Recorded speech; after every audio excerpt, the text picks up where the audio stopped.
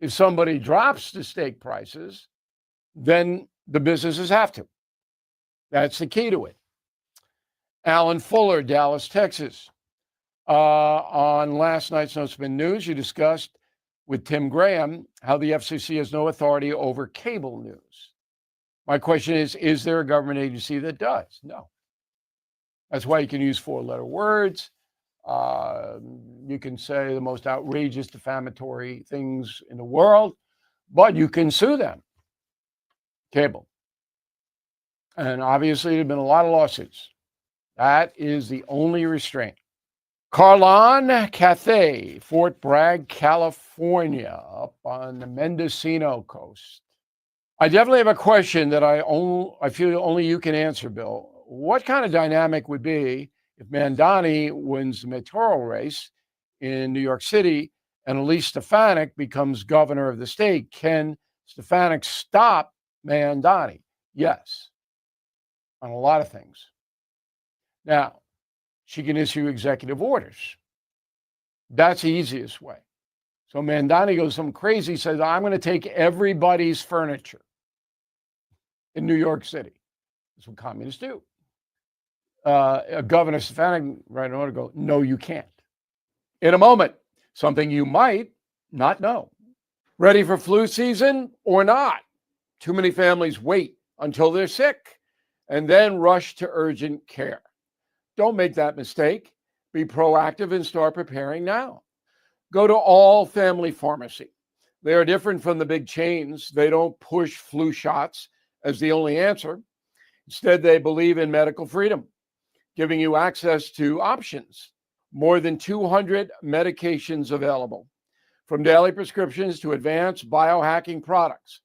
And every order includes a doctor's prescription, no insurance required. So stock up today on Tamiflu, antibiotics, antivirals, ivermectin, even flu kits and vitamins for immune support. Orders ship fast, overnight shipping available if you need it right away. Please visit All Family Pharmacy, one word, allfamilypharmacy.com/Bill. Use code BILL10 to save 10%. Don't wait. Get ahead of the flu season. The Herzog Foundation is the vision of its founder, Stanley Herzog, and it exists to promote quality Christ-centered K-12 education nationwide. Hi, this is Chris Stegall with the Herzog Foundation. We offer a wide variety of resources relevant to today's families, including a free online publication called The Lion. The lion is one of God's most majestic creatures, symbolizing strength and courage. Named for its attributes, the Lion publication carries articles covering a wide range of topics facing American families and culture, especially related to the education of children. The Lion can be found online at readlion.com. That's READ lion.com. Sign up for The Lion at readlion.com and find dozens of must-read articles published every day. Visit readlion.com and subscribe for the weekly and daily digests so you never miss an article. Readlion.com. That's readlion.com. Now the O'Reilly Update brings you something you might not know.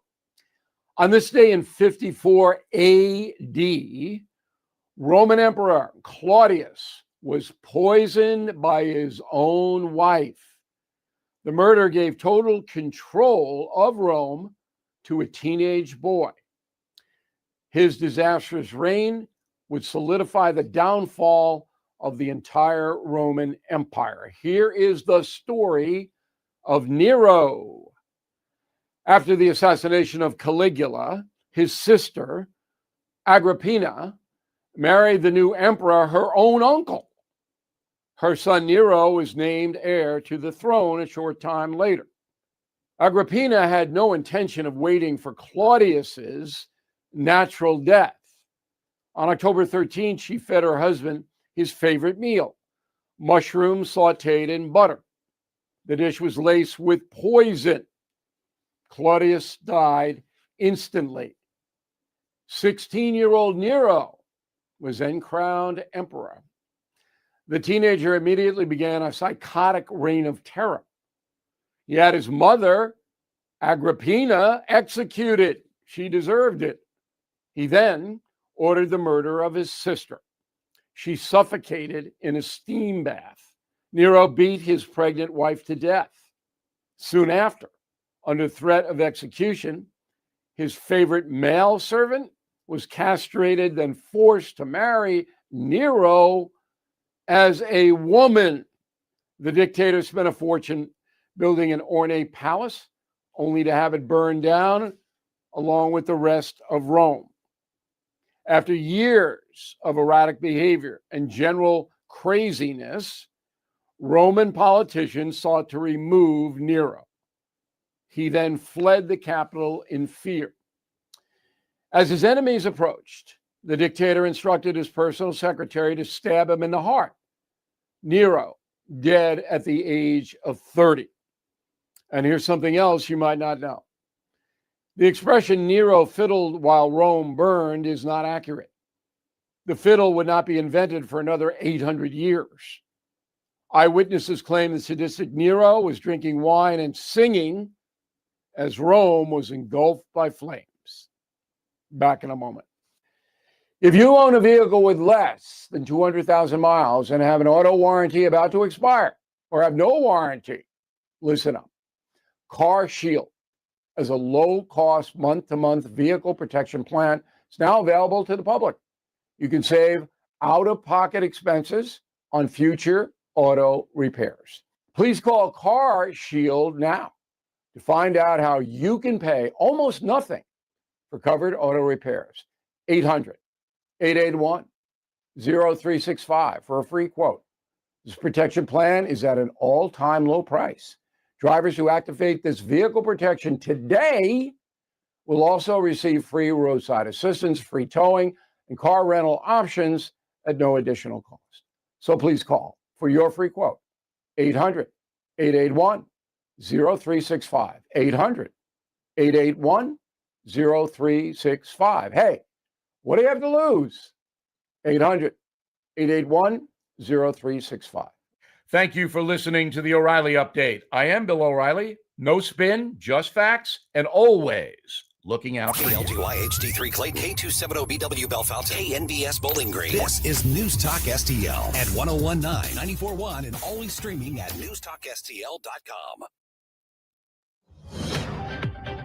News this hour from Town Hall. I'm Keith Peters in Washington. All 20 remaining hostages captured by Hamas have been freed and returned to Israel as part of a ceasefire deal that has paused a 2-year war.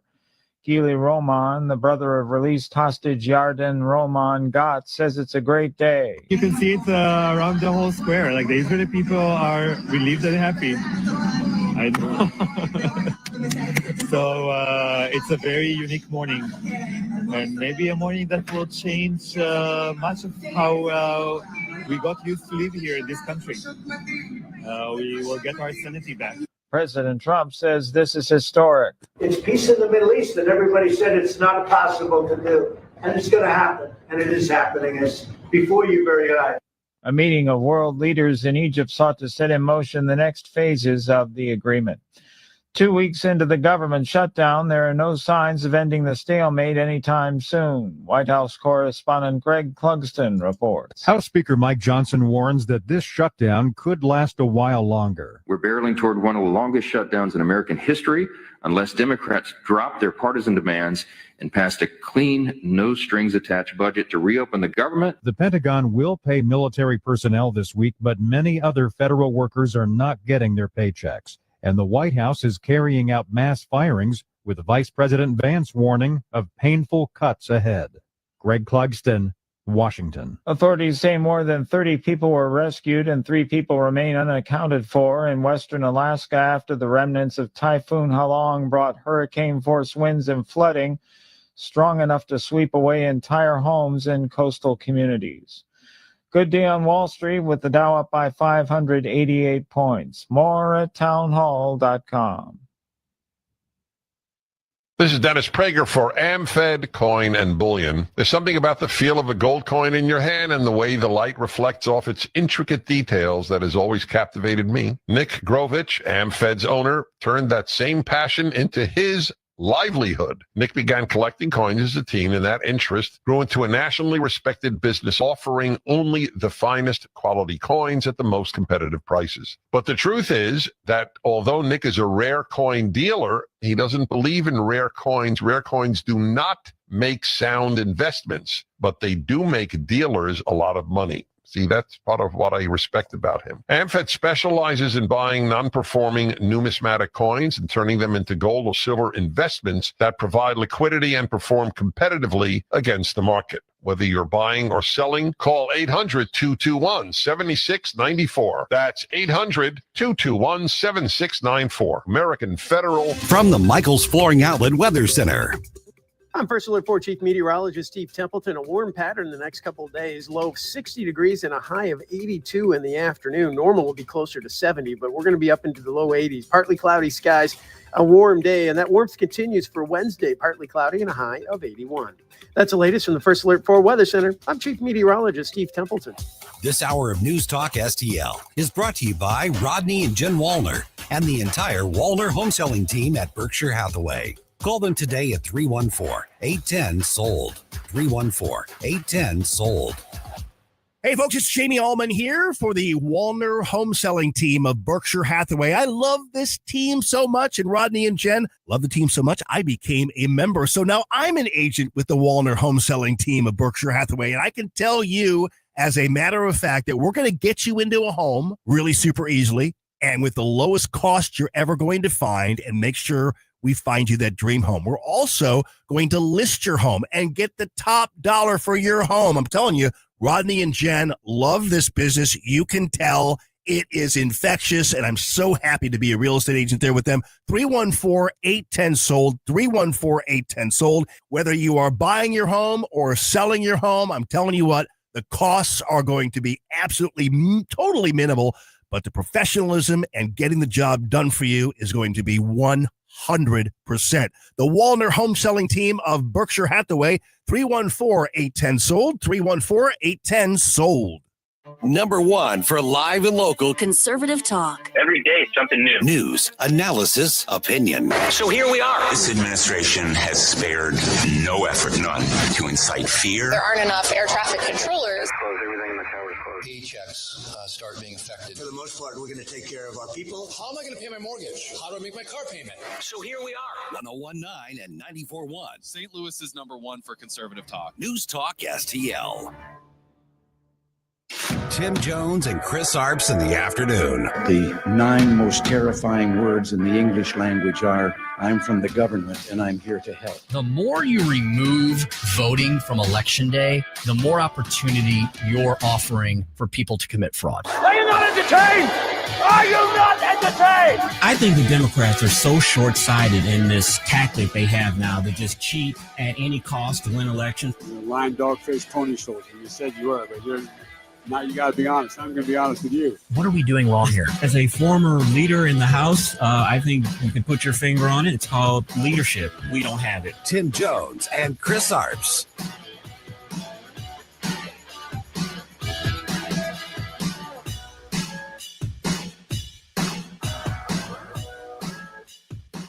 This is not only the end of a war. This is the end of an age of terror and death, and the beginning of the age of faith and hope and of God.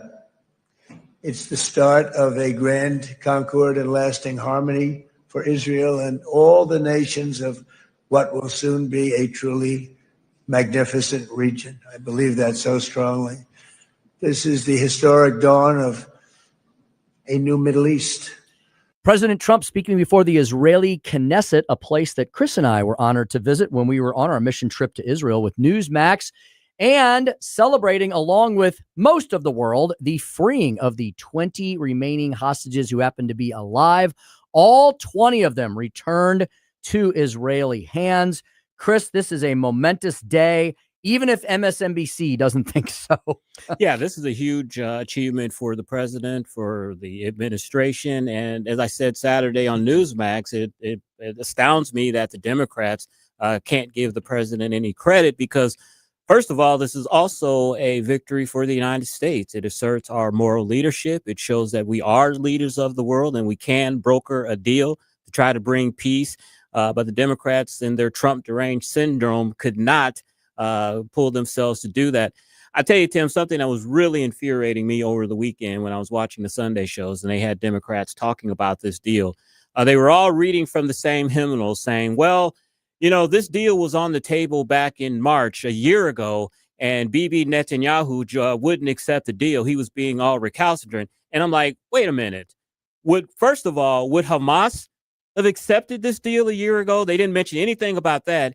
And the reason why we have a deal is because the president and his bold leadership attacked Iran and destroyed destroyed their nuclear facilities, and they destroyed Hamas and basically made them nil. And the final keg in Hamas's coffin was when Israel went into Gaza and said, we're going to clear out the remnants of Gaza and take them all out. So Democrats, Monday morning quarterbacking, 2020 hindsight, all of that. But I was just amazed. The revisionist history on this is absolutely ridiculous, to your point. The only reason we're at this point right now, let's say it very simply and clearly, is because of Donald Trump and his administration. Trump 1.0 set up the Abraham Accords on which this framework was based. Joe Biden didn't bring us further along, Chris. He almost screwed the entire thing up, just like he screwed up tell me one foreign policy triumph of Joe Biden's administration. You can't, because there weren't any. And another point you made, Chris, so true. It's almost as if the Democrats are ignoring that Donald Trump is president right now, along with every time else there's some happy news, or they're trying to pay him backhanded compliments, or they're doing it late in the game. Chuck Schumer, finally, talk about Monday morning quarterback. Monday's almost over. 1 hour ago, Chuck Schumer finally came out with a statement. He did mention Donald Trump. I'm kind of surprised he did. One of the poll quotes is, I commend the enormous advocacy of the tireless hostage families, President Trump, his administration, and all who helped make this moment happen. I'm surprised Chuck Schumer gave any credence to Donald Trump, given that AOC is probably biting over at his ankles on stage left. But it's just, they can't give credit where it's due. And it's so obvious that the president deserves a lot of credit for this, and also deserving credit. And a lot of the Republican conservative political analysts over the weekend also noted the fact that he was using untraditional people to help broker this deal. The Steve Witkoff, who is not a diplomat, is a business person, but of course he knows how to negotiate like the president does. And his son-in-law, Jared Kushner, who has a lot of business deals and ties to the region with the Arab governments. I think the unconventional people that he had fostering this diplomacy is what got this deal done, and that's another reason why they can't stand this deal, because it wasn't done through the normal diplomatic protocols. Mm-hmm. Donald Trump always willing to break the mold, especially when it means getting something good done for the globe, almost as if we planned it. We'll have Jim Talent, former U.S. Senator, now chairman of the Reagan Institute's National Leadership Council, join us at 4:25 to let us know how historic is this development in the Middle East, and most importantly, what is next for the region. As Donald Trump has said, are we on the precipice of the dawn of a new age for the Middle East? Jim Talent, one of the best guys we could ask about that, with given everything that's transpired over the last week. Yeah, and I think we are on the verge of a new dawn in the Middle East. I don't think we'll ever have truly peace in the Middle East, because from my Christian standpoint, the Bible says there won't be peace until the end. But I think we can have a stall in war between the factions. Donald Trump, you have to give huge credit for that. Mm-hmm.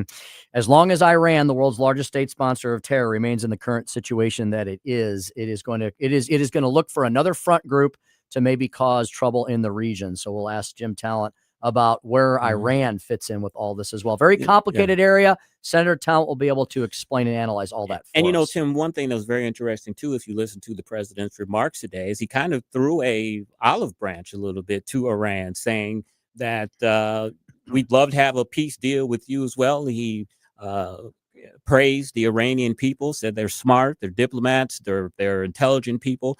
It's their government that is the issue with them. So, it looks like the president is trying to foster a deal with Iran, which I think the world would love to see. Indeed, there are some of the greatest Americans we have are Iranian Americans who escaped from that totalitarian regime and are over here working as awesome American citizens. I know several Iranian Americans personally. They're awesome people, and they have unfortunately simply been lorded over for 5, 6, 7 decades by these theocratic tyrants. And you remember during the Barack Obama administration, when Iranian students and Iranian people started standing up to their government and were protesting in the street, and a lot of people were hoping that Barack Obama would, help these folks out, give them some arms or give them some moral encouragement to try to overthrow the government. And we did absolutely nothing. So there is the Iranian population is very young. I think the majority of the population is under 25. They don't like the oppressive regime that's been in place since 1979. And they'd like to see freedoms that they're not Arabs, but other countries in the Middle East don't have democracy, but they have a lot more freedom than the people do in Iran. We'll also ask Senator Talent at 425 about the ongoing Schumer shutdown. Seems like things have gotten kind of quiet in Washington, D.C., as people are now thinking about it. It's almost like the shutdown is becoming a way of life now as we've entered day 12, and the world has not ended. Yeah, and Schumer completely put his foot in his mouth over the weekend when it was revealed that he said that he thinks that they are winning this government shutdown. Not the thing you want to hear if you're a government employee who's about to lose their job or have lost their job. It sounds like it is very, very political, what they're doing, which is what it is. And Hakeem Jeffries and other Democrats on the Sunday shows were questioned about that. Of course, they danced all around it. But, hey, this is what Chuck Schumer said, and it's his words, and they're on tape. So if they believe that this shutdown is working for them politically. I have never seen the liberal media, the corporate media, be more inquisitive of Democrats than I have during the last few days of the shutdown. They're actually asking them pretty tough questions because it's a pretty simple situation.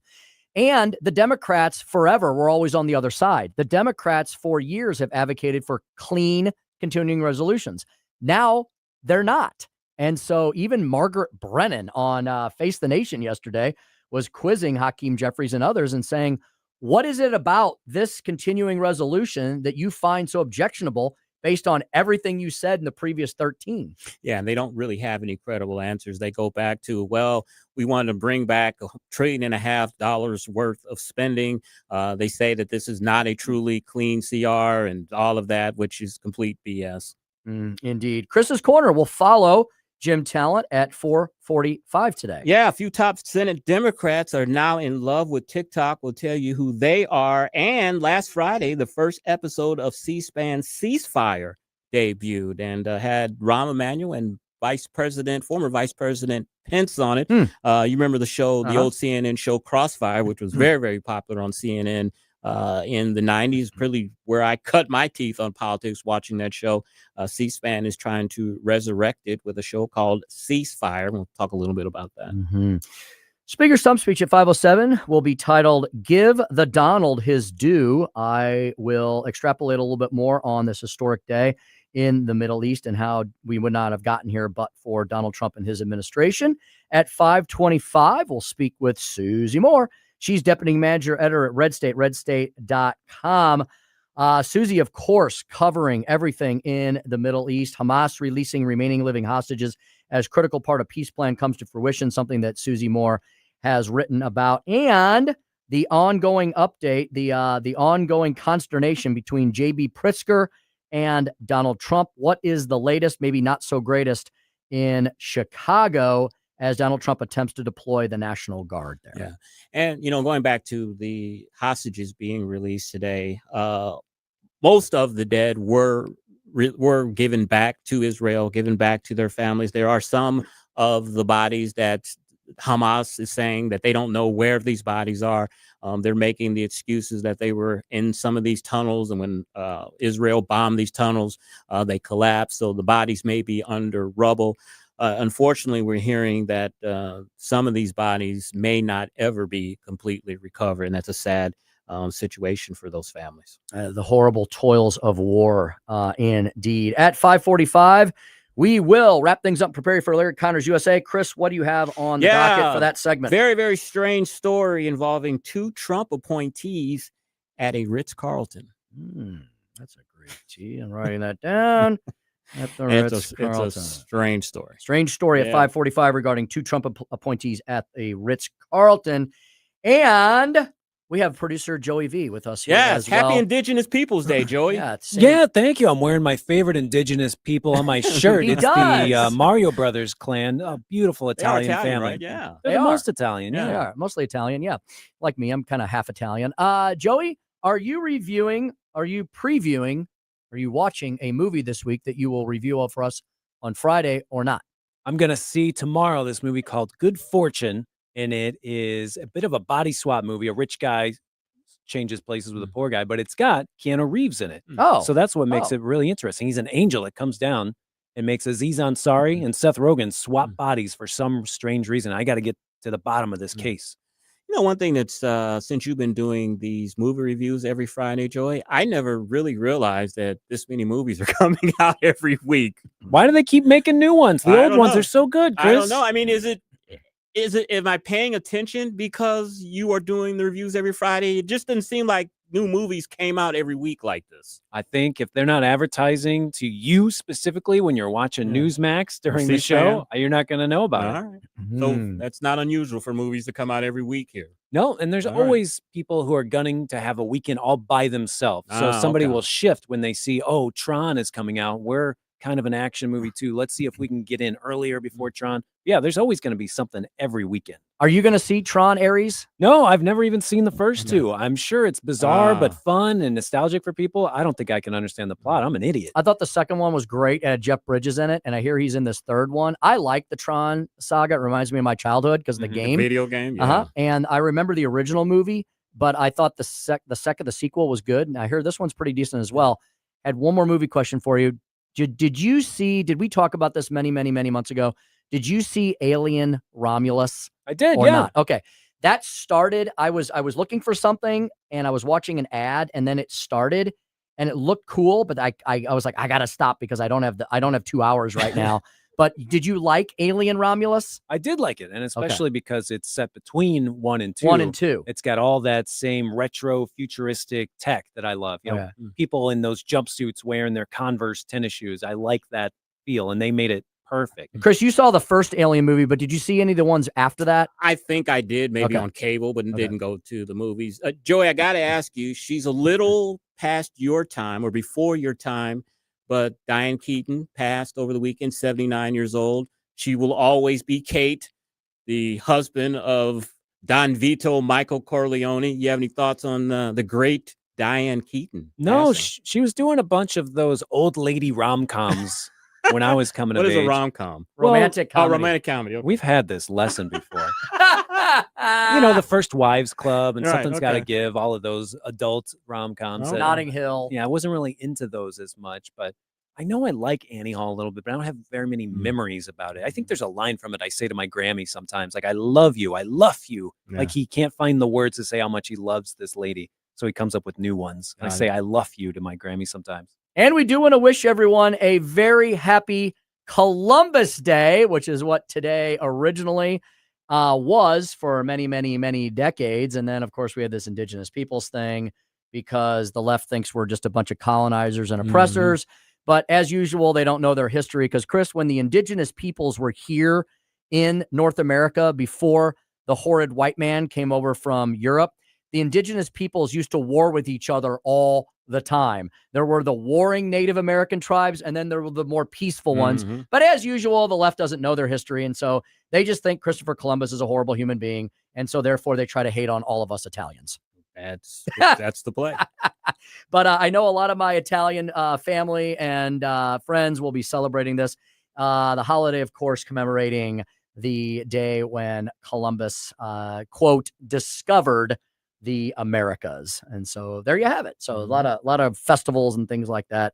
And it's become more of an Italian Heritage Day than really a celebration of Christopher Columbus. I'm sure the Hill in St. Louis will be having a raucous time this evening. Rocking and rolling indeed. There you go. Chris and I and Joey have a jam-packed radio show. We're going to speak to Jim Talent next. Chris's Corner at 4:45, Speaker Stump Speech 5:07. Susie Moore, 5:25. And then we're wrapping things up at 5:45 with a story about 2 Trump appointees at a Ritz-Carlton. Sounds like the beginning line of a joke. Yeah. All of that and more when we come back with the great Senator Jim Talent on the Tim Jones and Chris Arps Show. 1019, 94.1 News Talk STL.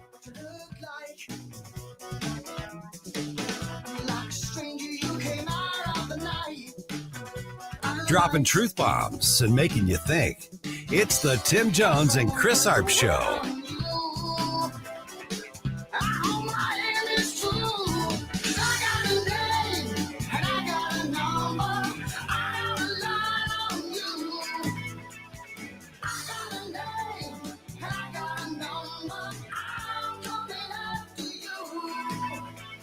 From the Michaels Flooring Outlet Weather Center.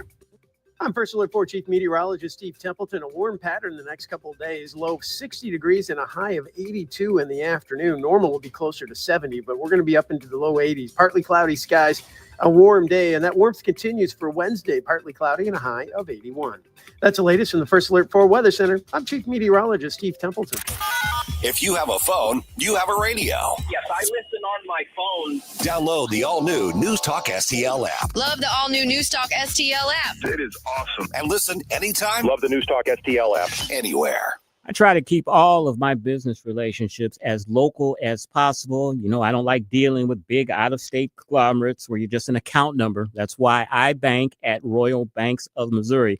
They're folks who actually know my name. They understand my community, and they're invested right here at home.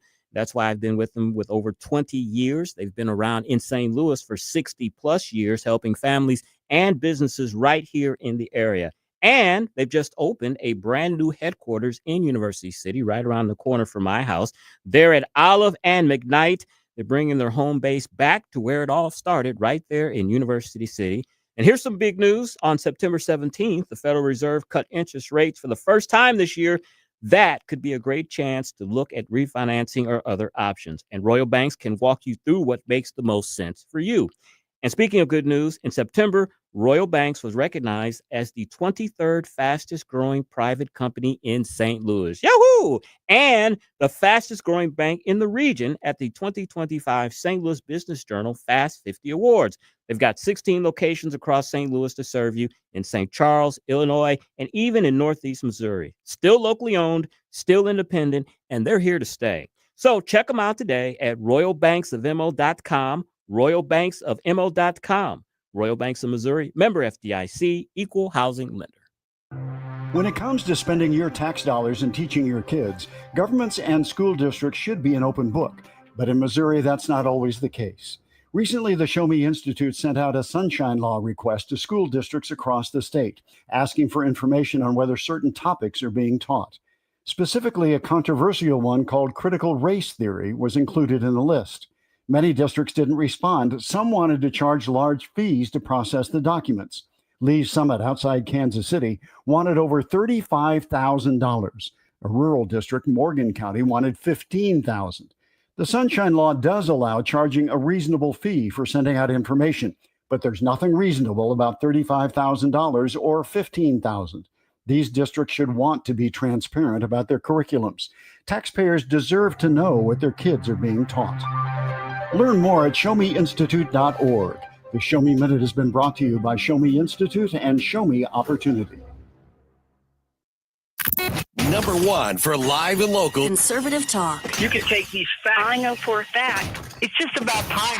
It's not now. When? Oh, there's just so much to say and not enough time to say it or do it. I'm sorry. This is our country. This is the country that you and I love. I'm kind of not surprised. Man, that's what they need. Very upset. A lot of fear. I agree with that, and well, who couldn't agree with it? It's a fact. 1019 and 94.1. St. Louis is number one for conservative talk. News Talk STL. We'll prevail. News Talk STL. This hour of Jones and Arps is brought to you by Stifel. Contact your Stifel financial advisor at stifel.com. That's STIFEL.com.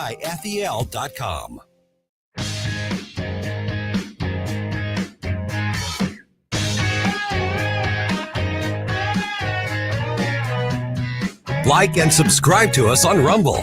News Talk STL.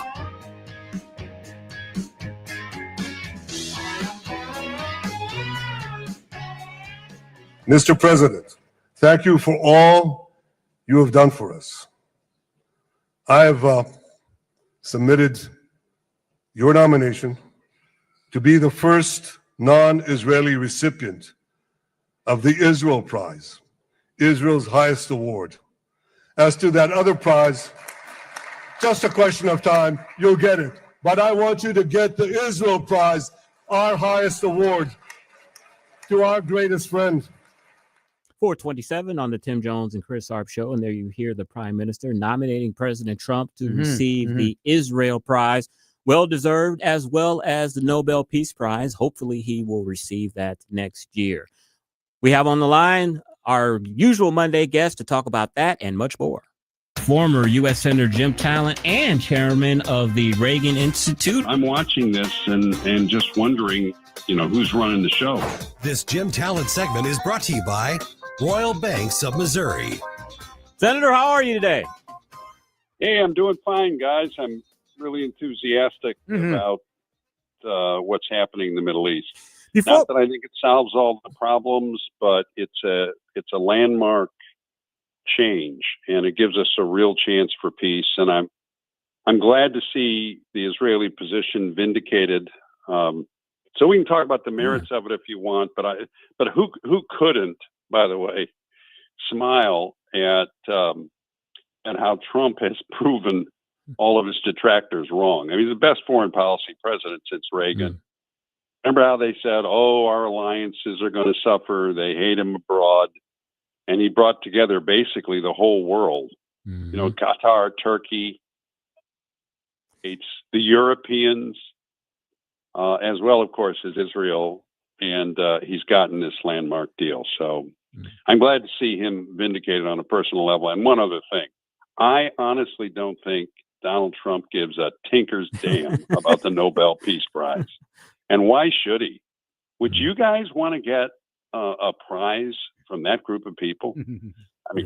I don't think he cares. I honestly don't. I don't think he cares, but I think he wants to one up Barack Obama. I think that would be one reason he would want to get it. Chris, if he does want it, the reason is because he gets to go and give a speech, and I'm going to tune into that speech and hear what he says in that speech. That would be even better than him scolding the UN as he does every year, Senator. Yeah, indeed. Senator, you were asking about people not smiling. Well, no one over at MSNBC is smiling this afternoon, Senator, and I watched a little bit of their coverage. I mean, Senator Talent, this is historic, right? I heard some commentators comparing this to the end of World War II, and in a way, the comparison is apt, right? Maybe even more so. This is a region that has been at war with each other for 3,000 years. And like you said, we shouldn't be Pollyannish about this, but we should also celebrate the fact that this is something different than what we've seen for the past many decades, isn't it? Yeah, because this war, and basically it's a triumph of Israeli arms and American diplomacy, plus the targeted and extremely effective use of American arms. So they broke Iranian power. We won't go through the details, but they did. Not only the nuclear program, but also the network of proxies. That was essential. They were successful the president's been successful dating back to his first term in drawing the conservative Sunni states into the idea that we can have prosperity in the region and security in the region, and that their goals therefore can be accomplished. And I'll note, not only in these negotiations, but remember when he went to Saudi Arabia and he did all those deals and he gave the speech. He said, "Look, we don't want to interfere with you domestically. We want what you want, which is a prosperous region." What he did with Qatar recently is extremely significant. I mean, after the Israelis attacked, Qatar realized, we're not immune either. And Trump made the Israelis apologize and gave Qatar a guarantee. And then Qatar turns around and pressures Hamas, which was extremely significant. Even the Turks are involved in this. So this man knows how to conduct diplomacy. He has strategic purpose. He understands that our normal partners are the ones who have the same interests we do, and he drew them all together quite effectively. And sure, they don't understand MSNBC because they have this fixed idea in their head that Donald Trump is a boob and a fascist, and it's the furthest thing from the truth. And they keep getting showed up. They keep bumping into reality all the time. Speaking with Jim Talent, former U.S. Senator and chairman of the Reagan Institute's National Leadership Council. Senator, can you address the Democrats' main talking point over the weekend that this was a deal that was on the table in March, but Benjamin Netanyahu wouldn't accept the deal? Can you please address that? It was never this deal was never on the table. I mean, in March. No, it was not this deal that was on the table. It was a deal that was worse for Hamas, better for Hamas and worse for Israel. That was the Witkoff deal, and Hamas rejected it. And Hamas has rejected all these. They've been maximalist in their demands that they get a total withdrawal in return for a partial return, basically in return for a partial return of the hostages. And Israel did not accept that. But I mean, the Witkoff deal was a temporary ceasefire in return for a partial return of the hostages. Netanyahu agreed to that. Hamas rejected it because Hamas has been operating on the assumption that international opinion will get them what they wanted. And there's so many things we could say about the strategic intelligence of Trump's policy. One of the things Trump understood is that if you want the Israelis to take any risk, and there's some small risk involved in this, you have to convince them that they can protect their own security. Trust is so important. So the more you pressure them, and they're the hegemon of the region, the most powerful country, they don't have to go along. Okay, the more you pressure them the way Biden did, the less likely they are to take any risk whatsoever because their national existence is at stake. So Trump made himself a friend of Israel, which was good for the United States. He recruited other partners in the region, and then at the proper moment, he changed the terms of engagement by saying, "Well, why don't we just get all the hostages back?" And we have, although I knew the butchers would renege on something, and evidently they're not turning over all the bodies, which is terrible. But we'll see what Trump and the Israelis have to say about that going forward too. Mm-hmm. Speaking with Senator Jim Talent. Senator, we have entered the 12th day. We're approaching the 13th day of the government shutdown. We'll begin setting records soon as the days tick by. And the Democrats seem to be floundering a bit on their messaging on this. And I think the proof of that was the Sunday talk shows, whereby Democrats were actually getting pressured by many of the commentators, the well-known commentators, who run the liberal corporate media networks. They were cross-examining plenty of Democrats over the weekend about what's their purpose in this. Why won't they pass a continuing resolution? Why is this time different than the previous 13? Senator, where do you see things where we are currently now, and how do you see this possibly resolving itself? Yeah, I think we got a little objective journalism out of CBS.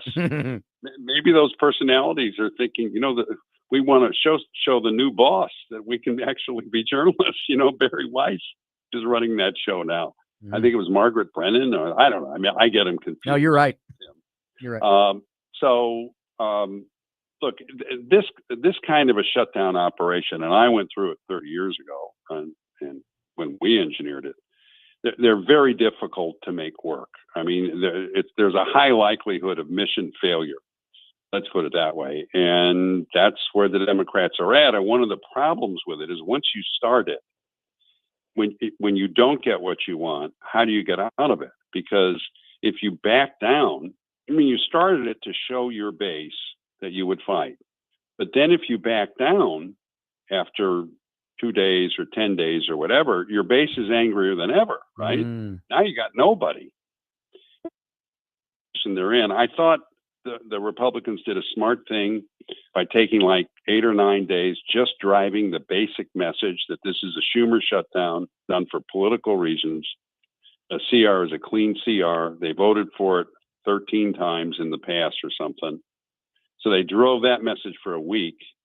If they had jumped in with the riffs at that point, then that might have shifted the discussion away from it, but they drove the message for a week, and now Vote is doing, and this is responsible. I mean, if there is no money, you're going to have to start laying people off, right? I mean, especially since they want to shift some money to be able to pay the military, and God bless them for that. I mean, you know, you got some guy just right out of basic training on his first tour of duty, some guy or gal, you know, they get paid about $2,500 a month. They don't have huge savings, so if they don't get paid 2 or 3 times, they can keep paying their bills. It's terrible, really. I mean, we need to pay the guys and gals in uniform. And it's not like they can say, well, you know, to heck with this, I'm just going to quit and get a different job. Well, no, you can't. That's true. Right? So, yeah. So I don't, Tim, somebody just called me earlier this afternoon and said, how they get out from under this? How the Democrats going to do it? And I said, I really don't know. I guess maybe at some point 4 or 5 more of them will peel off and take the heat and, you know, vote for the CR. That's, if I had to guess, I figure eventually that'll happen. Senator, another Iran-backed proxy is, of course, the Houthis, and they control large parts of Yemen. Last week, the Yemeni president, Rashad al-Alim, he called for, quote, an international coalition that will liberate Yemen from terrorism and rebuild its national state. Your thoughts on that? Yeah, he's striking while the iron is hot, because, you know, the broader implications of this Gaza deal are that the Abraham Accords are now going to proceed, or something like it, where you see a partnership with Israel and then the conservative Sunni states and then the United States on general security issues, of which the Houthis are certainly one, because they're right on the border of the Gulf of Aden. So he's trying to get everybody's attention. And the key thing to understand is he's speaking for the Saudis here. So there's a good chance this is the Saudis saying to the president, we want some help with the Houthis.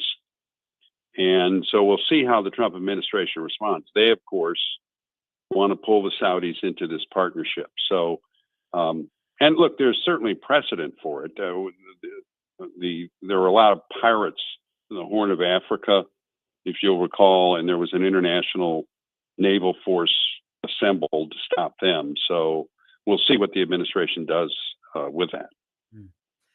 Senator, I took note of something today that I will bet you'll be able to definitely comment upon, and that's the fact that today marks the 100th anniversary of Margaret Thatcher's birth. She would have been 100 years old if she were still alive today. She did live to the ripe old age, I think, of like 87 or 88 years old. Senator, for our audience that is not as familiar with Margaret Thatcher, you know, as those of us who came of age in the 80s and saw her right alongside President Ronald Reagan in our country, she was really a remarkable revolutionary for the conservative movement in the UK, wasn't she?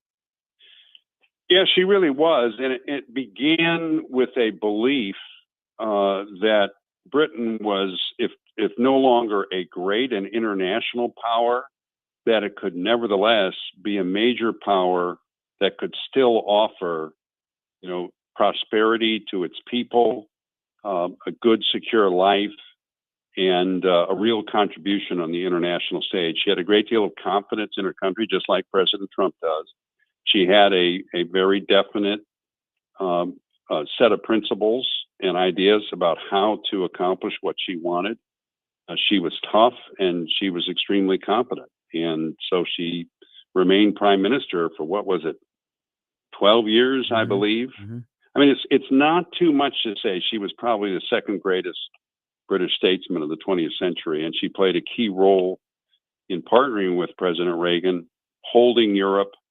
For example, when over the whole, you know, nuclear disarmament movement that the left was launching at that point, you know, a worthy Britain, let's say that. And eventually, of course, you know, Tim, when you're around a long time, and this is one of Netanyahu's problem, when you're a strong leader around for a long time, you make a lot of enemies, including in your own coalition. And that's why they got rid of her. She was just there a long time. It's hard to stay on forever. That's an advantage Trump has, because his 2 terms are separated by 4 years out of office. He doesn't face that same issue. Mm-hmm. Our presidents tend to face that as they get into the last couple of years in office. Even people who like them and wanted to see them there, are kind of wishing that they'd go. Mm-hmm. And then after they go, their reputations, reinvigorate. Mm-hmm. Senator, we've talked to you about this many, many times, how the U.S. is lacking ships, lacking missile capacity. President Trump and Finnish President Alexander Stubb are due to ink a deal where our Coast Guard purchases several new ships from Finland. Your thoughts on that? I saw that and I thought, I wonder how our shipbuilders feel about that. But I think it's 11 that the administration, we certainly need the icebreakers. Let's just say that because there's a huge, the Arctic is full of minerals that we need, and not to mention oil. Okay. And you need icebreakers to be able to go after it. And that's, I think, one of the reasons President Trump is focused on this so much. But the idea here I looked it up, is to build 7 of them in the United States, in Texas and Louisiana. I think it's Bollinger shipyards, and then buy 4 from the Finns. So as long as there's plenty of business for our shipbuilders, then I'm fine with buying abroad. We got to get ships. And the truth is, I think you're going to see the administration relying more and more on foreign shipbuilders and foreign, because the Pentagon has been so slow and inept at building up our own industrial base, and we've got to have these systems. So they're going to work with the Ukrainians on drones. They work with the Israelis all the time on new technology. And, I'm okay with that. We can incorporate it and use it then in rebuilding our own resources. And we're not going to lose any jobs over this. Let's put it that way. I should remember this, but I forgot. You were the chairman of a subcommittee when you were in the Senate that dealt with naval ships. And a lot of people are like, I was a senator in the middle of the country. Why is he? You're right, exactly. What chair? It was the best one I could get with my seniority. That's why I took it. And I made a lot of jokes about it because here I am, a senator from Missouri. Although, if they rebuild the shipyard industrial base, and that's what they're trying to do, they're going to take advantage of smaller facilities, and we have them because we have, 2 of the 3 biggest rivers in the world. So we do know water. We may not know the high seas here in Missouri, but we know water. And I tell you what the administration wants to do with the maritime industrial base is breathtaking. The issue is, getting the Pentagon to produce, and this is a challenge that Exit has. And I talked to him a little before he was confirmed, and I really try to focus him on that because I'm glad he's doing these big picture personnel issues like his speech the other day. But I knew he could do that. I said, you're going to be able to do that. The issue is, can you get the Pentagon to play the role it needs to play in producing the ships and planes and drones and technology that we need? What was the name of that subcommittee that you chaired? The Naval Subcommittee. Okay. Subcommittee in the Navy, yeah. Got it. All right. That's Jim Talent, former U.S. Senator and chairman of the Reagan Institute's National Leadership Council. You can reach him on X at Jim Talent. Thank you, Senator, and we'll speak with you next Monday. Thank you. All right. Chris's Corner coming up. It is 4:45. We're going to talk about a few top Democrats. Now they love TikTok. And the first episode of C-SPAN Ceasefire debuted last week. Tell you who the guests were. You're listening to the Tim Jones and Chris Arps Show on 101.9, 94.1 News Talk STL.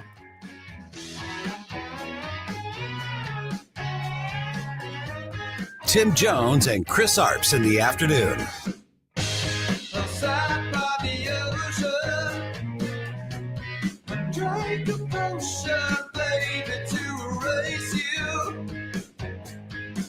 From the Michaels Flooring Outlet Weather Center. I'm First Alert 4 Chief Meteorologist Steve Templeton. A warm pattern the next couple of days. Low of 60 degrees and a high of 82 in the afternoon. Normal will be closer to 70, but we're going to be up into the low 80s. Partly cloudy skies, a warm day, and that warmth continues for Wednesday. Partly cloudy and a high of 81. That's the latest from the First Alert 4 Weather Center. I'm Chief Meteorologist Steve Templeton. On the next, Larry Connors, USA. Monday starts a new week, but some of the same old. Leftists still attacking ICE agents. Larry Connors USA. Now, weeknights 6 until 8 on News Talk STL. The glow of gold. Couldn't think of a better thing to get for the loved ones in your life and for some wonderful items made out of gold, platinum, diamonds, whatever you may think in your wildest imagination. You should head over to Newstetter's Fine Jewelers. Newstetter's Fine Jewelers. Richard Newstetter and the gang, they're such wonderful people. Diana, Anna there at the front desk when you walk in. Such a warm and inviting store located at 2961 Daughtery Ferry Road, right there at the intersection. You know where it is, right at the intersection of like Daughtery Ferry and Big Bend, right there in that kind of cross section between Valley Park and Fenton on the south and kind of at the crossroads, right? Kirkwood to the north. Right there in the little valley right there. Newstetter's Fine Jewelers. It has been a St. Louis jewelry tradition since, get this, 1961 and going strong. How do they meet and beat the big, giant, sterile, big box stores every single day? Well, it's actually pretty easy. If you talk to Richard, it's all about putting the customer first, building a relationship, and delivering wonderful, beautiful products at excellent prices. That's Newstetter's Fine Jewelers. WowDiamonds.com is where you can find them online. Two things I want to tell you about real quickly as we head into holiday season. If you're really worried, if shopping for jewelry for your loved ones makes you completely nervous and you break out in hives, don't worry about that because we're going to solve that problem. Take your loved ones with you, whether it's your wife, your spouse, whoever it might be. Go into Newstetter's, fill out a wish list together. Look at everything Newstetter's has in the store. Their diamonds, their rings, their watches, their pendants, their bracelets, their gemstones, and their pearls, and put those things on a list for not just for right now, but into the future. And then you just go back to Newstetter's all by your lonesome. You pick out the next thing on the list, and you look like a hero at home, indeed. Newstetter's Fine Jewelers, from the beautiful glow of gold to the wonderful sparkle of their lab-grown diamonds to their excellent customer service, which you will want to hand down through the generations of your family. It is the one-stop shop for all that and more. Newstetter's Fine Jewelers at WowDiamonds.com. Newstetter's Fine Jewelers at WowDiamonds.com. Hey, Columbo here for Rockwood Charcoal. Rockwood is made from 100% pure Missouri oak and hickory, so you're cooking with the best and supporting local industry and a local business all at once. There's over 100 area Rockwood retailers. Find yours at rockwoodcharcoal.com. Concerned about the condition of your windows driving up your energy bills? I was too. It's only called STL Windows and Doors. Their Provia windows combine old world craftsmanship the professional way, the Provia way, with over 65 years of combined experience, locally owned, offering competitive pricing and personalized service that the big box companies can't match. Call today for your free in-home estimate and start saving tomorrow. 314-277-5952 or stlwindowsanddoors.com. This hour of Jones and Arps is brought to you by Stifel. Contact your Stifel financial advisor at stifel.com. That's STIFEL.com. Sailing takes me away to where I've always. You're listening to Tim Jones and Chris Arps.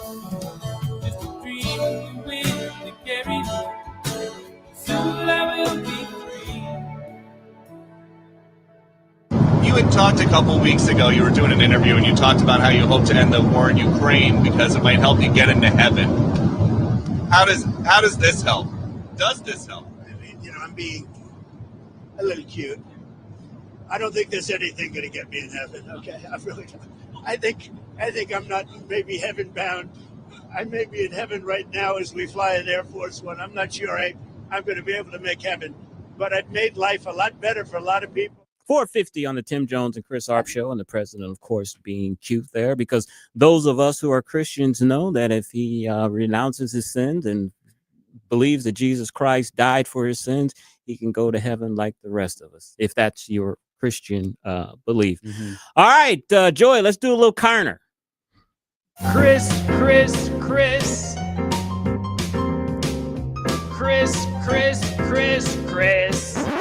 And if you don't know, now you know. And now, Chris's Corner. Tim, I don't know if you knew this or not, but on October 18th, this coming Saturday, there is another a No King rally scheduled around the country. Is that because the first one was so successful? I guess so.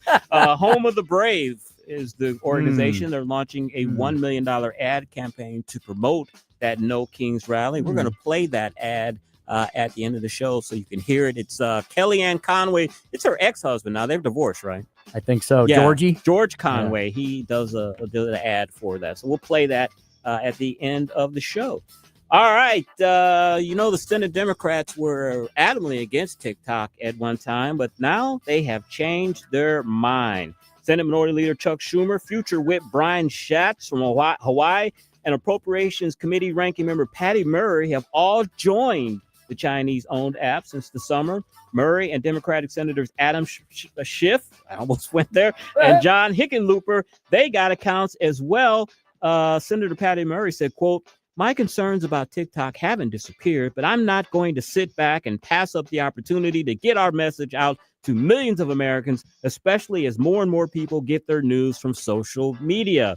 John Hickenlooper said once TikTok gets sorted out, and by that I mean we have American control of the TikTok that operates in our country, then that ban will go away.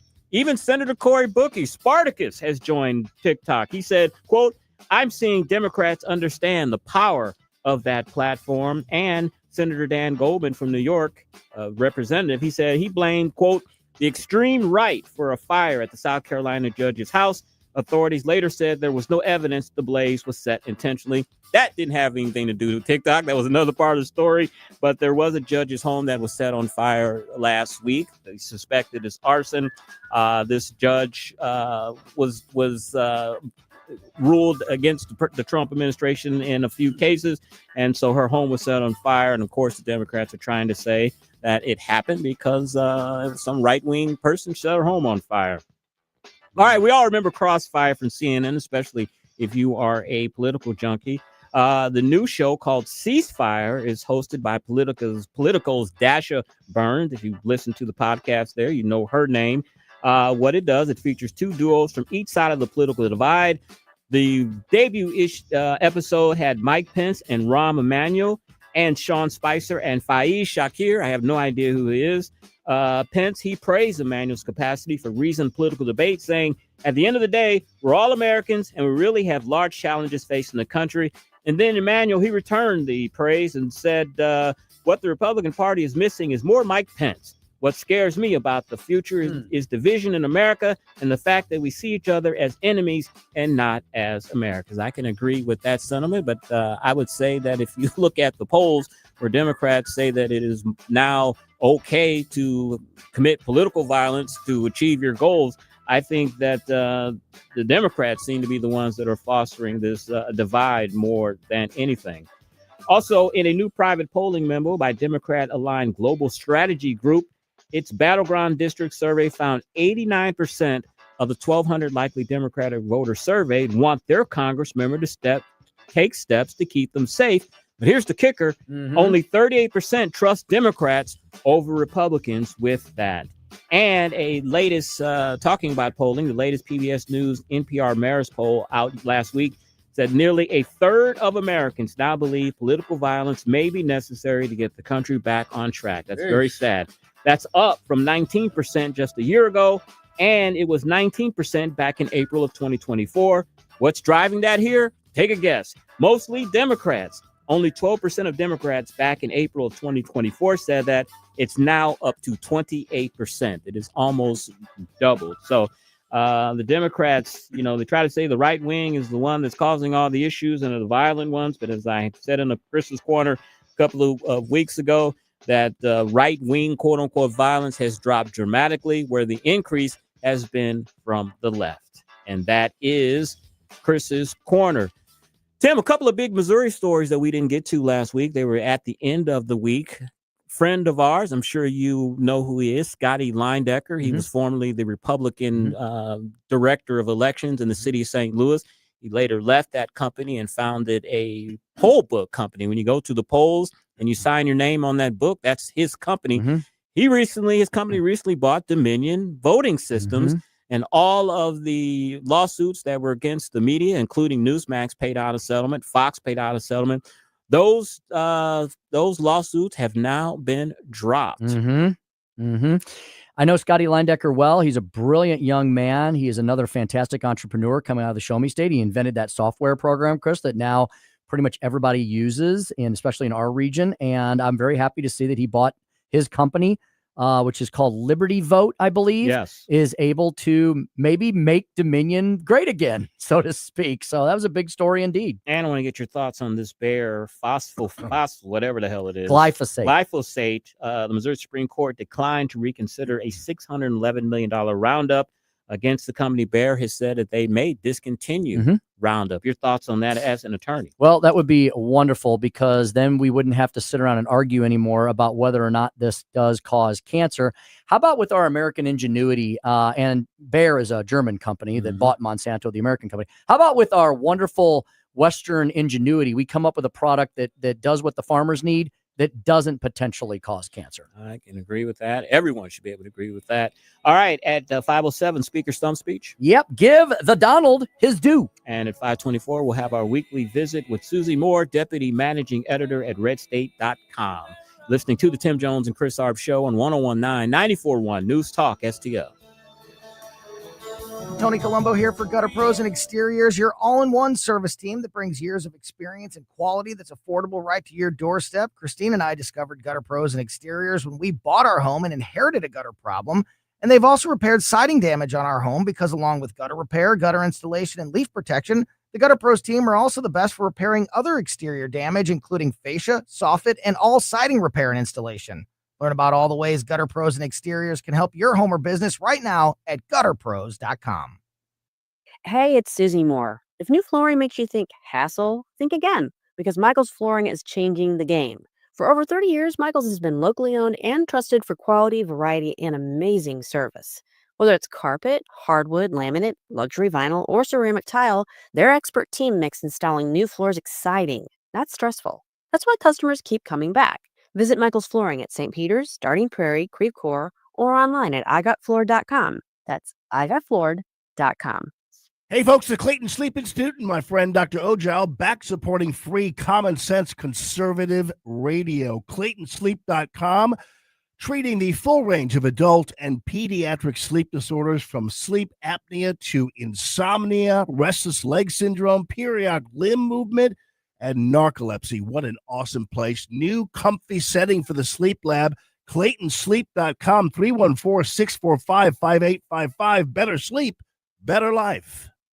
News, analysis, and opinion. One of the great days ever in civilization. Abraham Accords. I like to say it that way. Abraham is fine. Abraham, however you want to call it. If you don't get away from this green scam, your country is going to fail. And I'm really good at predicting things. I've been right about everything. If you want a Democrat that's going to call people Nazis or fascists, well, I'm not going to be that guy. I'm just going to be an independent voice. 101.9 and 94.1. St. Louis's #1 for conservative talk. News Talk STL.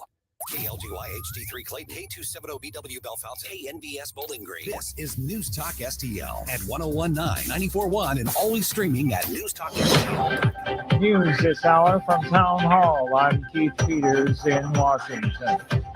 President Trump has declared the historic dawn of a new Middle East. White House correspondent Greg Clugston reports. Addressing Israel's parliament in Jerusalem, the president celebrated the return of the living hostages as part of the Gaza ceasefire plan. Today, the skies are calm, the guns are silent, the sirens are still, and the sun rises on a holy land that is finally at peace. Earlier, Israeli Prime Minister Netanyahu told lawmakers, Donald Trump is the greatest friend that the state of Israel has ever had in the White House. The president said now is the time for Israel to translate its battlefield victories into peace. Greg Clugston, Washington. All 20 living Israeli hostages have been released. Former hostage Aviva Siegels, who was released prior to today, says it's amazing that all the hostages are free. I'm exploding with joy. I feel like the happiest person in the world. It's just amazing that the day came and it's now and it's happening. I have 20 hostages that are alive in Israel. No end to the federal government shutdown in sight At a news conference, House Speaker Mike Johnson says he will not negotiate with Democrats. You've heard Chuck Schumer say breathlessly, I just want the four leaders to get in a back room and make a deal. We're not doing that. We're not doing that anymore. We're getting back to regular order, and it's infuriating that that's what he continues to demand. Texas camp owners are asking the state health agency to give them more time and flexibility to comply with costly new safety requirements implemented after a July flood killed 27 campers and counselors at Camp Mystic. On Wall Street, the Dow by 588 points. More at townhall.com.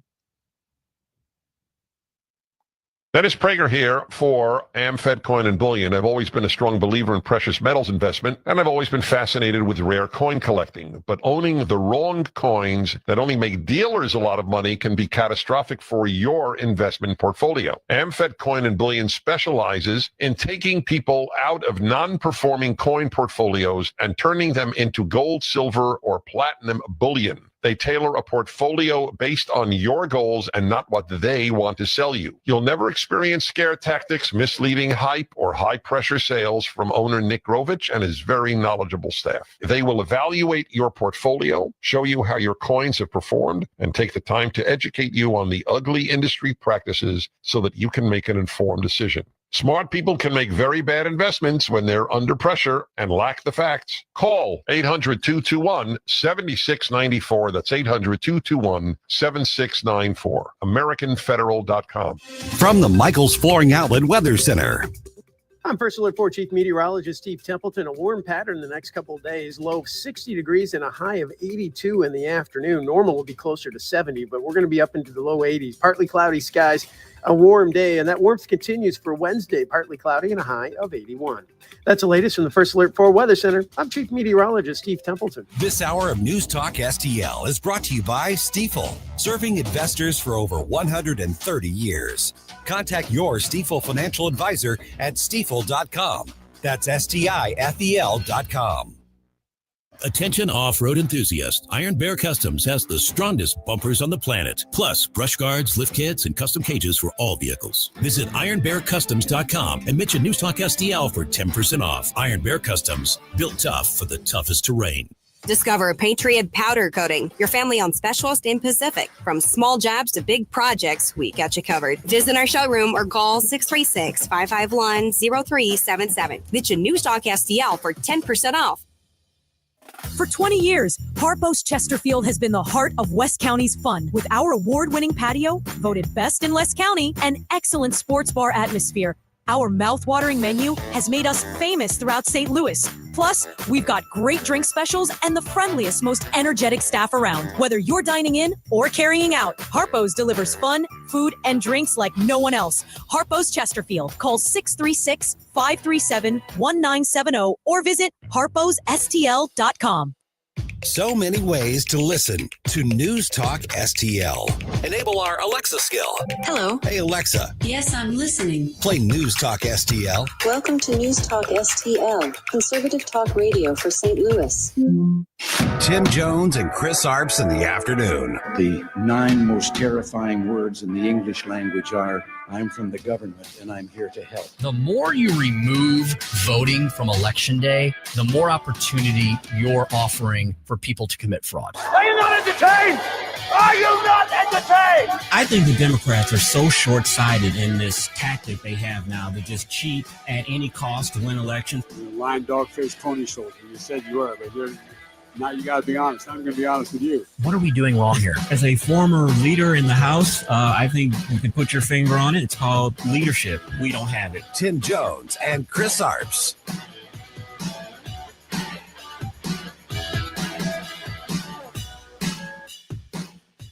I've certainly heard from a lot of hostage families who give President Trump credit for this moment happening. Do you give him credit for this? Oh, certainly. I mean, this is an incredible accomplishment, an incredible moment. I mean, hostages returned. You saw the pictures. I mean, the relief of the families is amazing.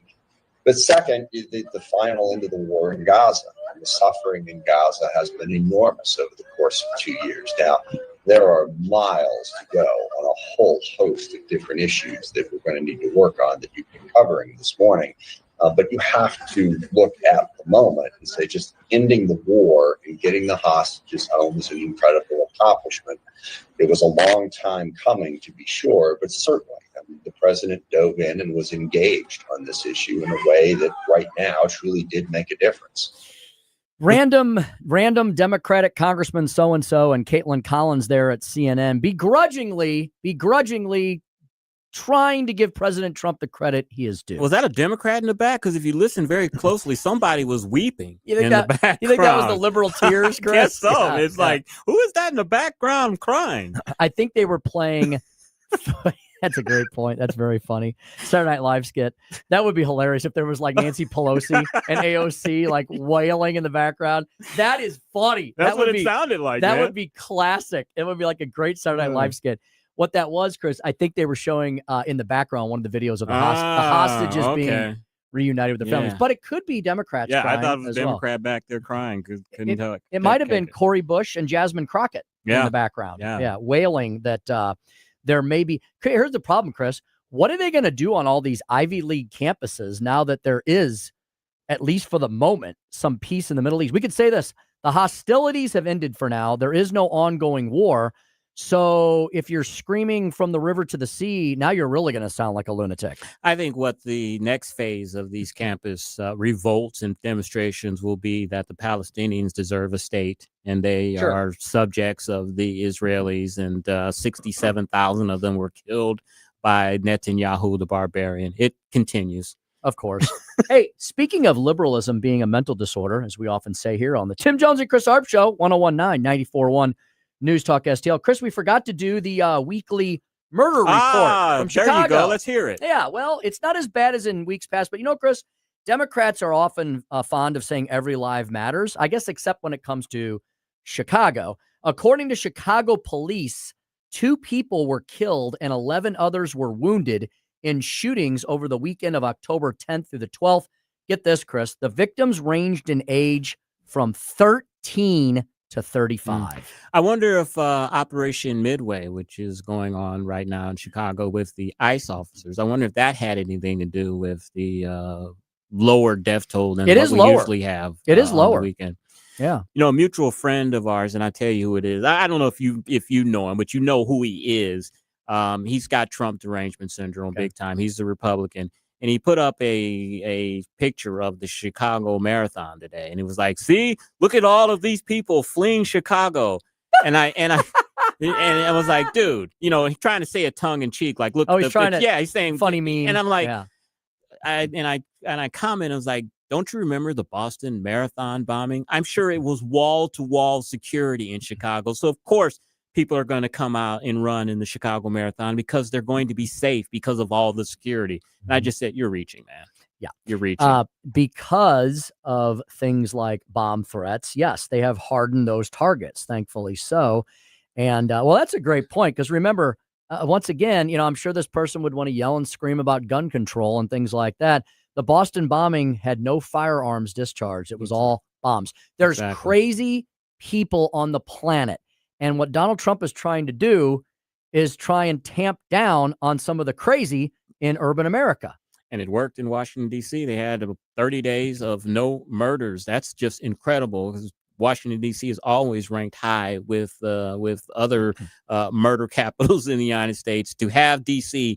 not have any murders for 30 days is incredible. Some couple of friends of my parents went to Washington, D.C. a couple of weeks ago, and they had called me before they went and asked if I could hook them up with some tours and things like that. And yep, got that all done. And then they came back and they said, oh, thank you very much. It was wonderful. I said, hey, how is Washington, D.C. these days? And they said, it's fantastic. They said we felt very safe there. There was National Guardsmen and women. And they said we talked to them and asked how they were doing. They were all very friendly. We didn't feel threatened. We didn't feel like there was fascism running amok. We loved that the guardsmen and women were on the streets of Washington, D.C. Yeah, even though that 30 days has ended, there are still National Guard troops that are patrolling Washington, D.C., and I'm sure the crime rate has still stayed low with their presence. Susie Moore going to join us after the Speaker Stump Speech. Speaker Stump Speech in a moment, going to be on the continuing theme of the day of giving the Donald his due on the Mideast peace plan that has been effectuated, with the first phase of having the 20 living hostages returned as they were safely this morning in Israel. Susie Moore joining us at 5:25 to further examine that momentous event today and to discuss the other item that Chris brought up, the state of Illinois and the National Guard case that's pending there. The Seventh Circuit weighing in on the Trump administration's request. We'll get all the details of that at 5:25. Since they're our next door neighbors, folks, you're going to want to definitely tune in for that segment. And at 5:45, Chris has a very interesting story about 2 Trump appointees go to a Ritz-Carlton. Interesting. And you know what the Democrats are end up triggering with all of these judges, liberal judges that are putting these injunctions on the president, putting National Guard troops. And it's been rumored, and he said that he's thinking about it. He's just going to enact the Insurrection Act. Yep. Which is going to give him the complete power to do that. The liberals are going to pull their hair out and be up in arms. If it goes to the Supreme Court, I'm sure that this will be a case that the president will win. But they need to just let the president do what he wants to do to solve their problems instead of taking the extreme act of enacting the insurrection. Boy, is that a great point indeed. Donald Trump is solving problems the Democrats have created over the last many decades. It really is. And they can't, because he's solving the problems they created, that's why I think they hate him even more. The Trump derangement syndrome is a real thing. It is. It really is. And I don't know if any of us could ever be happier, because wars are being ended around the globe. The economy is being strengthened. A lot of damage was done the Biden years, but you saw the market. Donald Trump said the T word on Friday. The markets collapsed. And then over the weekend, he said something nice about tariffs, and the market went right back up 500-600 points today. So things, I think, underneath are starting to get a touch stronger as the GDP numbers continue to bear fruit. And what the president understands, and the media, of course, won't report this, is when the president does threaten these tariffs on China, it puts a tremendous strain on their economy. Their economy is already kind of limping along as it is already.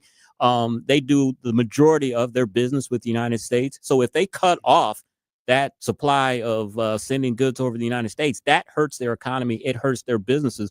There's an article on the front page of the Wall Street Journal talking about that this is one of the Chinese businessmen over there that sells toys over the United States. He says this is basically an embargo against China. When you do something like this, he's had to lay off workers. It's hurting his company. So the president knows what he's doing. I think he takes the tack that, we'll suffer a little pain here in the United States, but the Chinese are going to suffer double the pain that we are. Donald Trump is trying to do what the Chinese do, play the long game. China has been playing the long game for thousands of years, something that we can't quite comprehend here. Donald Trump seems to recognize what a lot of liberals do not, and that's that the Communist Party of China is the number one existential threat to the United States of America. They're the number one threat to freedom and liberty and free market capitalism around the globe. They are. And we hear it from Jim Talon every Monday when he talks about their shipbuilding capacity is dwarfing ours. We see that they, a few years ago, came up with these supersonic missiles. Our technology wasn't up to speed yet on that. We're getting there. China, as you said, they're playing for the long haul, Tim, and they are playing to be the number one superpower in this country, in this world eventually. Indeed. Producer Joey V properly celebrating Columbus Day today with his Super Mario Brothers t-shirt on. That's a vintage shirt indeed, Joey, but it looks like you just got it right off the rack. Oh, I'm sure. It's a gift I got last Christmas from my stepmom. So that's Luigi, Mario, and who's the bad guy? Who is the bad guy? Waluigi, I think. Oh, Waluigi. Yeah. He's you can tell anyone with a mustache is usually evil. Oh, no, they all have mustaches. He's the alt. He's the alt Luigi. Yeah. Joey will be watching Good Fortune this week, and then he will be reviewing that flick on Friday at 5:45. So you want to stay tuned for that. All right, without further ado, let's give the Donald his due. That's the subject of today's Speaker Stump Speech. Listen to me, listen to me. I'm very consistent. I'm a very stable genius. It's time for the Speaker's Stump Speech, sponsored by Hanson's Tree Service at hansonstree.com. I searched the internets far and wide today to find a short piece that I could relate to you to describe why Donald Trump is such an excellent statesman when it comes to ending wars and solving problems that have literally plagued this planet for eons. Now, none of us are under the mistaken presumption that everything in the Middle East from now until the end of time is going to be hunky-dory. But here's what Donald Trump has done. Instead of moving forward with more wars, more fighting, more chaos, more carnage, more death, more destruction, for the time being, we've gone back to peace. And if the Arab states and Israel decide that working together can lead to further prosperity, maybe Donald Trump is onto something. Just maybe for once, the liberal left-wing corporate media could give him the benefit of the doubt. I found a piece that kind of encapsulated all that at thefederalist.com. And I think this is what we have to understand about Donald Trump from the get-go, is that he's not an ideologue. All right. I don't know that any of us are sitting here ever said that he's a William F. Buckley raging conservative. But he's also not a left-wing liberal Democrat either. Donald Trump was a transactional guy before he was anything that he is now. And the title of this piece, I think, sums it up rather well. Donald Trump is the best statesman of our time because he's a realist. Kristen Ziccarelli. How about that? Oh, I just noticed this. We have Kristen Ziccarelli and Joshua Trevino. Okay, so we got two vowels there. Maybe one of them's Italian, probably Ziccarelli. They write in the Federalist today that if we are to properly set the conditions for a civilizational rebirth, right, instead of continuing to go down this path of doomsday and destruction that the Middle East seems to want to foment on the rest of the world, we must accept that realistic rhetoric is the statescraft needed for renewal. Kristen and Joshua write, last week, President Trump announced Israel and Hamas had signed off on the first phase of a peace plan, one of the most significant diplomatic breakthroughs in the Middle East in years. See, that right there is a factual statement. Wouldn't that be nice if CNN and MSNBC reported that fact? Because it is. That's not partisan. That's not Pollyannish. It's stating what things are right now. They continue. For our nation and the world, this was a moment of rare convergence of both clarity and action. While much of the world has grown accustomed to the language of stalemate and moral equivocation, Trump's foreign policy achievements underscore a deeper principle that realism and prudence are themselves instruments of peace. His most recent address to the UN reflected the same conviction. It wasn't a speech of diplomatic pandering to anyone, but of a statesman determined to reassert that truth-telling is the first act of order. Instead of masking hard truths and euphemisms, Trump offered a direct summons that candid, realistic assessments of the world must precede our return to civilizational greatness. His address exemplified the essence of statecraft, speaking what we know is true that many people dare not say, and turning uncomfortable realities into a foundation for action. In Trump's realism, the statesman's first task is not to flatter, but to prepare, not to admire decline, like Joe Biden seemed to love to do every day, but to arrest it, to stop it. More than once in his UN speech, Trump bluntly invoked the mass migration and energy crises of the West, when he directly looked at those European diplomats and said, "You're destroying your heritage. Your countries are going to hell." Here, the president deliberately bound truth-telling to deterrence. Following that, he addressed the Mexican cartels, saying, "We will blow you out of existence." Far from just rhetoric, his words are a testament to the civic habits needed to preserve the West: fidelity to inheritance and the sacrificial courage to act on hard truths. This is about the art of rhetoric and even statecraft in a fallen world. There will always be evil and wrongs and harsh realities. Statescraft is not about crafting the perfect phrase to win applause by a bunch of diplomats, but about shaping incentives, deterring aggression, and safeguarding a people's inheritance, which is what the state of Israel is to the Jews. President Trump understands the UN stage is a great moment to state a realistic assessment of decay, basically pointing out to what the world's state of being currently is, while then saying and summoning the resolve to repair it. For conservatives, the first habit, fidelity to inheritance, deserves particular praise. Though many debate whether Trump is a, quote, real conservative, his language in his speech was a reminder that to preserve enduring things, you need to change. As Danny Kruger says, the conservative remembers that the purpose of these practices is simply to sustain the community of the people. The reason for change is to stay the same. Stewarding one's inheritance must resist the vanity of thinking we can improve everything by sheer managerial or technocratic will.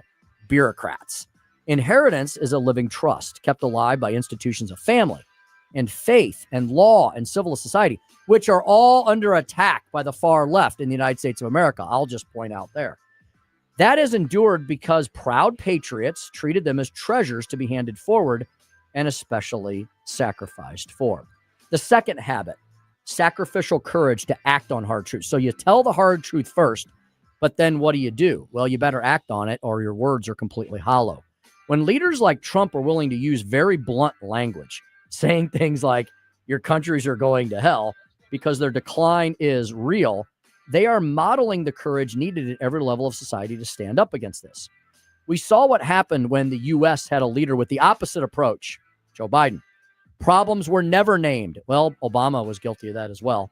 And problems thus went unsolved. Remember the Obama years where he could not ever bring himself to say radical Islamic jihadism? We had that argument every day on the radio. Delicate euphemism and abstractions accelerate social erosion.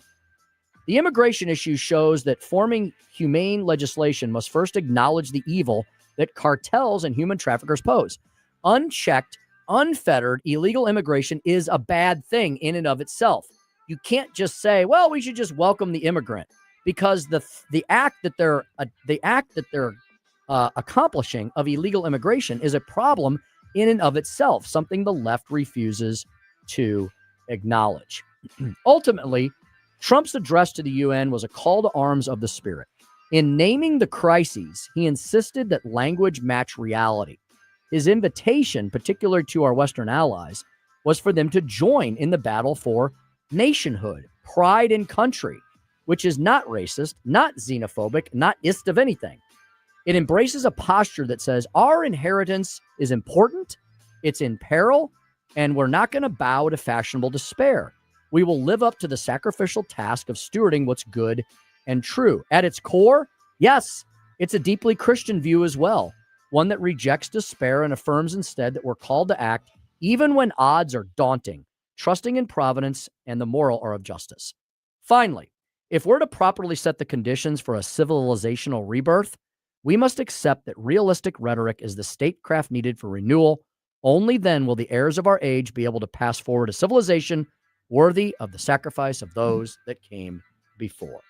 And that's the Speaker's stump speech for today. I think President Trump's greatest strength is he lives political theorist and philosopher Niccolo Machiavelli's most famous maxim, and that is, it is better to be feared than loved.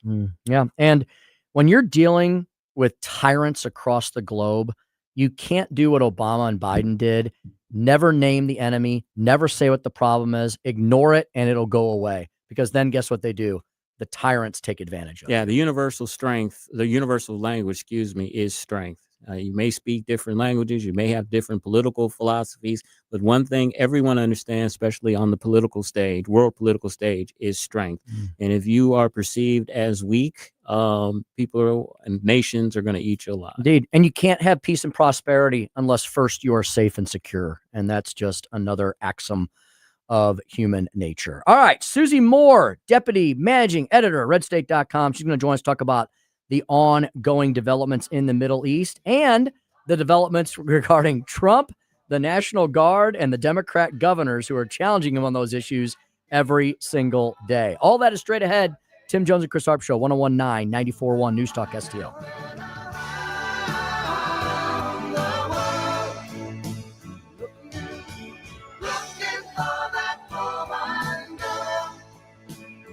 It's the Tim Jones and Chris Arps Show.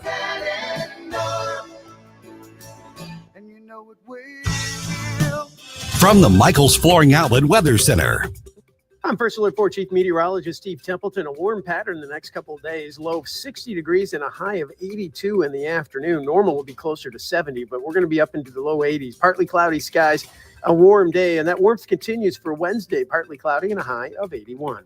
That's the latest from the First Alert 4 Weather Center. I'm Chief Meteorologist Steve Templeton. Hey, it's Vic Porcelli here with our great friend Chris Cooper from Serenity Wealth Management. Hi, Chris. How are you, Vic? I don't want to put anybody else down, but that when you go up and visit you at Serenity Wealth. Your place looks like home. So a lot of financial advisory offices, they have, the big mahogany desk or the big marble entryways and things like that. The stock market channel on the TV when you walk in the door, right? That doesn't really drive a good conversation. Good financial guidance and advice starts with a good conversation. People are nervous. People are afraid to talk about finances, right? And so you can see a little standoffish. Well, my objective is to try to have a good, casual conversation. By having those conversations about life, goals, objectives, it's what makes me understand what our financials are supposed to fund. So if somebody does want to have a good conversation, how do they do that? How do they find you? Our website is the best way to do that because you can get all the information you need, understand where we are, get a little bit more information, all that. SerenityWealthNow.com. Reach out to Chris and Stacy today at SerenityWealthNow.com. Investment advice offered through Fortis Capital Advisors, LLC. Basement with a Y. That's Basement E. It's Basement T. Basement E? It's Basement T. Oh, Basement T. Basement T. I get it. That's the basement waterproofing and foundation repair experts at Woods Basement Systems. Right. The All Things Basement Tea experts at Woods Basement Systems will provide you a free estimate and dry up that wet basement and fix that cracked foundation. Call 800-388-9326 or go online to woodsbasementsystems.com. That's woodsbasementsystems.com.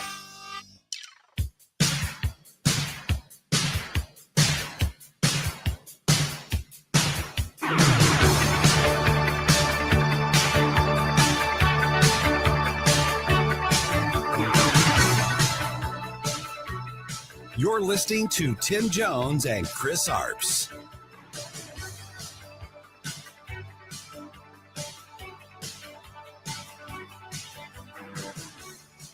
I would say that Pakistan had nominated President Donald Trump for Nobel Peace Prize. He has brought not only peace in South Asia, saved millions of people, their lives. And today, here in Sharm el-Sheikh, achieving peace in Gaza is saving millions of lives in the Middle East. Chris, everybody wants to give Donald Trump the Nobel Peace Prize except the Nobel people. I agree with that. I also think Pakistan Prime Minister is doing a little kiss up, kiss the ass, because one, the United States and Pakistan are in trade negotiations, and Pakistan and the United States have not had the greatest relations since they were housing bin Laden. And I also think you have to look at India and Pakistan, which are enemies. India has been getting closer to China and to Russia. And I think this is a way that they can try to curry a little favor with the president and get have India or Pakistan become closer to the United States. Definitely the Game of Thrones. How about the fact that the Nobel Peace Prize winner herself this year wanted to give her award to Donald Trump? I thought that was pretty cool. I saw that. Of Machado, indeed. And one final note, our favorite Navy Chief Scotty pointed out on our Facebook page. You can follow us on Facebook and Rumble and Twitter and YouTube and Instagram as well. Today, Chris, is officially the 250th birthday anniversary of the U.S. Navy. Happy birthday, U.S. Navy. Happy birthday to our good friend Scotty. Yeah, thank you, Chief, for pointing that out. And let's get to our next guest and discuss all these headlines and more. Oh, Susie Q, baby, I love you. Susie Q. I'm the boss. How about that? Well, Susie Moore, by the way, from Red State, redstate.com, at Susie Q on Twitter, joining us once again. So, Susie, a day that many of us were starting to get decreasingly despondent that might never occur over 2 years after they were first taken, ripped from their families and their homes. The last remaining living hostages were returned today. It must have been a emotional day for you, Susie, because you've covered this like no one else I know over the last couple of years. Yeah, it really was. We had a sense that if it was going to happen, it was going to happen in the overnight hours. So I tried to kind of prepare something to write up on it so that we could get it published as soon as that was confirmed. And of course, it did happen in the overnight hours. But awaking to the news that they had indeed been transferred over was really, it was kind of stunning. I reflect back, 2 years ago, thinking of all the people that were taken and thinking, they're never coming out of there alive, that's not going to happen. And then, in different batches, we did get some of them home. It's bittersweet, of course, because there are some who obviously did not, and they're still trying to recover the bodies of some who did. But, I spent a good chunk of the morning just kind of scrolling through Twitter and watching the clips of the reunions and sobbing. Because it's a very emotional thing. You can't even fathom what it must have been like for these poor people who have basically spent, 2 years in the dark, not knowing what was happening, outside of where they were and what had happened with their families. Susie, I am ecstatic, as everyone in the world is, most people in the world, that these hostages were released. Unfortunately, whenever we have these hostage swap deals between the Palestinian terrorist groups and Israel, they're very disproportionate. I was reading that Israel released 250 Palestinian prisoners serving life sentences. All but 24 still remain. And then 1,700 Palestinians who were detained by Israel after October 7th are being released as well. I know these folks want to have their people home, and I get that. I just hate that the Palestinians get all of these murderers and terrorists back. Yeah, I mean, I don't know what each of those people were being held for. Some of them probably for more serious crimes than others. But yeah, it is always a sort of a disproportionate thing. And it kind of goes to the fact that Israelis value the lives of their people very, very highly, and are willing to make such trades to get them home, even those who are deceased. They want that closure. They want those people reunited with their families, and they are willing to give, more than a one-to-one trade, if you will. And some people don't understand that. I do. I think when you place a high value on life, you're in some instances willing to do just about anything to get back your people. Mm-hmm. Susie, this is even though we're all concerned, and the most concern, of course, coming from MSNBC and CNN, who can't believe their eyes that this is actually occurring at all, and they want to throw cold water on the whole thing. So, of course, we're all concerned about the tenuous nature of all this. But Susie, aren't we living in a different world now? Aren't we living in a world that the Middle East is more westernized than it's been in decades? And as Donald Trump has challenged them, hey, y'all would be better off if you engaged in more commerce and less warfare.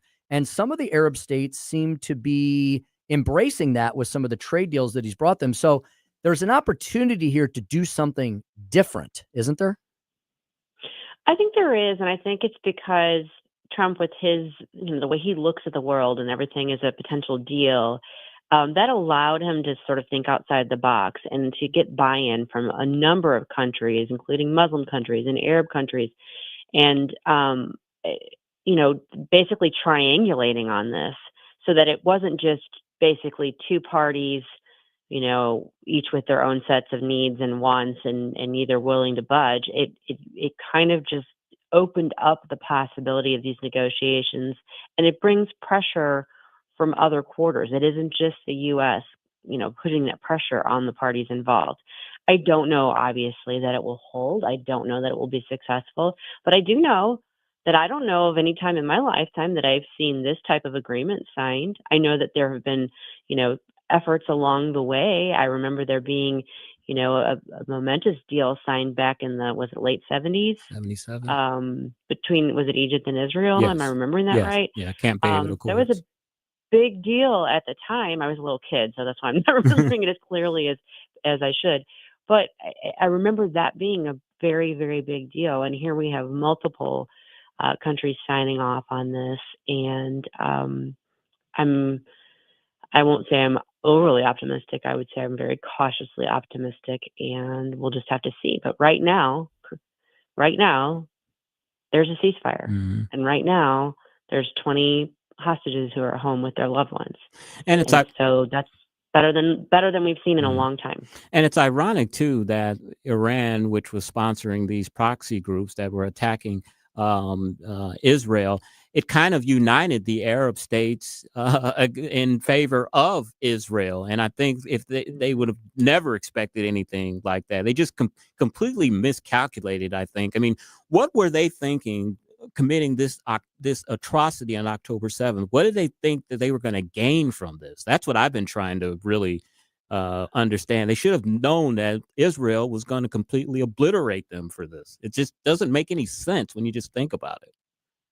Well, except for I think that we are still, we look at these things through, understandably, a Western viewpoint and with a very different worldview and understanding and motivations than some people in that area of the world do. And, I just as I can't pretend to understand why, someone would murder somebody else, here in a crime of opportunity or passion or whatever, I can't pretend to understand why anyone would think that what they did was, a good thing in any way. I don't know if they miscalculated or if they just knew it would create this upheaval and they were banking on that somehow working to their advantage. I don't know. Speaking to Susie Moore at Smoozy Q on Twitter X, redstate.com. Susie, meanwhile, the lawfare against the Trump administration, which is really the only tool the left has these days against the trifecta of Republican rule in Washington, D.C., although they're using it at will all across the country, has rolled on. Susie, tell us about the article you wrote. Tell us about what's going on in the Seventh Circuit and what they did with the Trump administration's request regarding the Illinois National Guard. So, just as it in Oregon, Trump, the administration called up, federalized the National Guard, and then sought to deploy them. And of course, everyone ran right to court. Or the opposition ran to court seeking a temporary restraining order of that. And like the judge in Oregon did, the judge in Illinois issued a restraining order. And the Seventh Circuit, like the Ninth Circuit, put just an administrative stay on that. And that's just a temporary pause. As you know, it's not anything substantive. It's just saying, hold up on that. As to the ability of the president to federalize the National Guard, we're going to pause that order. Now, they didn't agree that he could go ahead and deploy them. So everything is still very preliminary right now. It's a kind of in a weird holding pattern, but we're seeing these issues being litigated slowly but surely through the appellate courts, and I think we're probably going to see a favorable ruling out of the Ninth Circuit before too long. The Seventh Circuit hasn't even set oral argument on this yet. They may do that this week, but I think we're going to see the Ninth Circuit leading the way. And given the way that they treated the California situation, I think they're probably going to give a more favorable ruling to the administration, but we don't know until it comes down. In the meantime, everyone's basically watching this ping pong match go back and forth over everything. Susie, the president, reports are coming out that the president is threatening to enact, or I don't know what you'd say, the Resurrection Act, where they give him broad powers to be able to issue troops to these different locations.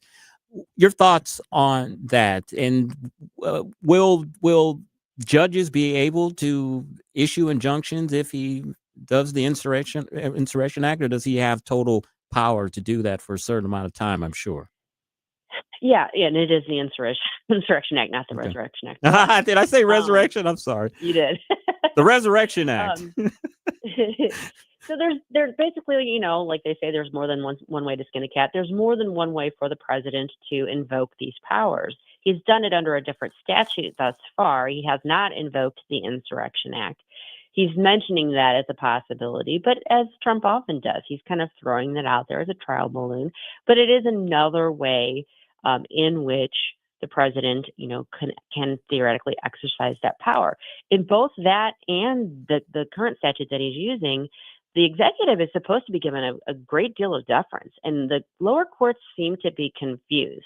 They think that because there's some ability to have judicial review, that it's their job to second guess his assessments. It's not. Correct. They're fumbling with where to draw the line, and I think that they're in for a rude awakening when all is said and done. Whether it's ultimately the Supreme Court that lays down the law here, or some of these appellate courts.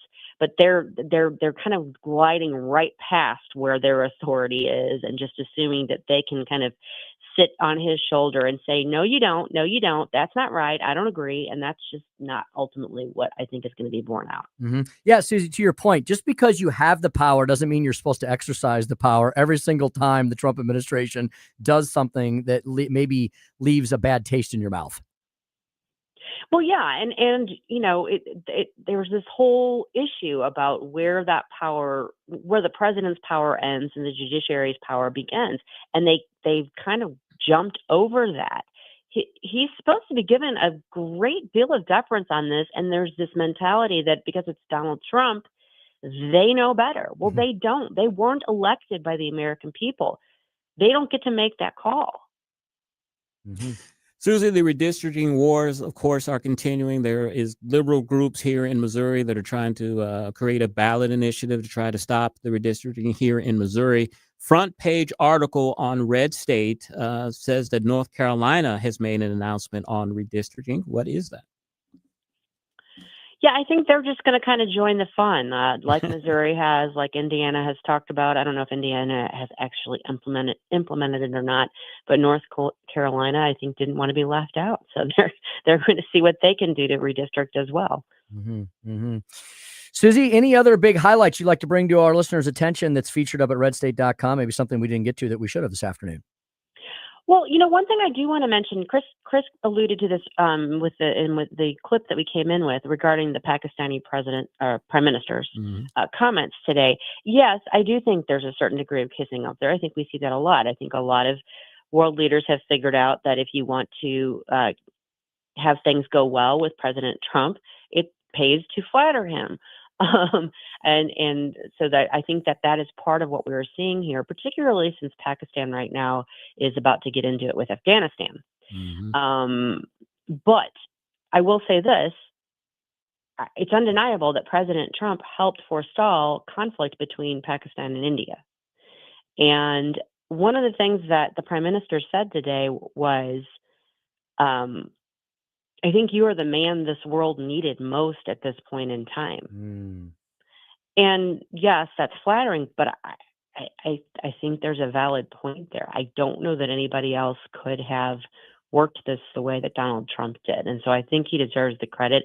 And I think we can be glad to see other world leaders giving him that credit. Mm. Indeed. Susie Moore, she's with redstate.com, redstate.com. You can follow her at SmoozyQ on Twitter X. And she's the host of Red State Radio, heard here at News Talk STL every Sunday afternoon at 4 p.m. Susie, thanks for everything you do for us and for all of us here at News Talk STL. Thank you, Susie. You bet, guys. Have a great evening. We shall indeed. All right. Just like that, it is 5:43, almost 5:44 in the PM. Thanks to everybody who came out. We had a bunch of fans stop by and visit us at Harpo's Chesterfield. Chris, it was great talking to the owner of Harpo's. Never knew he was such a rock-ribbed fan of News Talk STL. Exactly, and he is on the right side of the political spectrum, and unfortunately, Mizzou came up a little short Saturday, but it was a great game. It was indeed. When we come back, Chris has got an interesting story, one of many, regarding 2 Trump appointees at a Ritz-Carlton, and we'll prepare you for Larry Connors USA. Larry follows us every evening, Monday through Friday, 6 to 8 p.m., right after the Tim Jones and Chris Arps Show, which rolls on here at 101.9 94.1. This is News Talk STL. It's the Tim Jones and Chris Arps Show.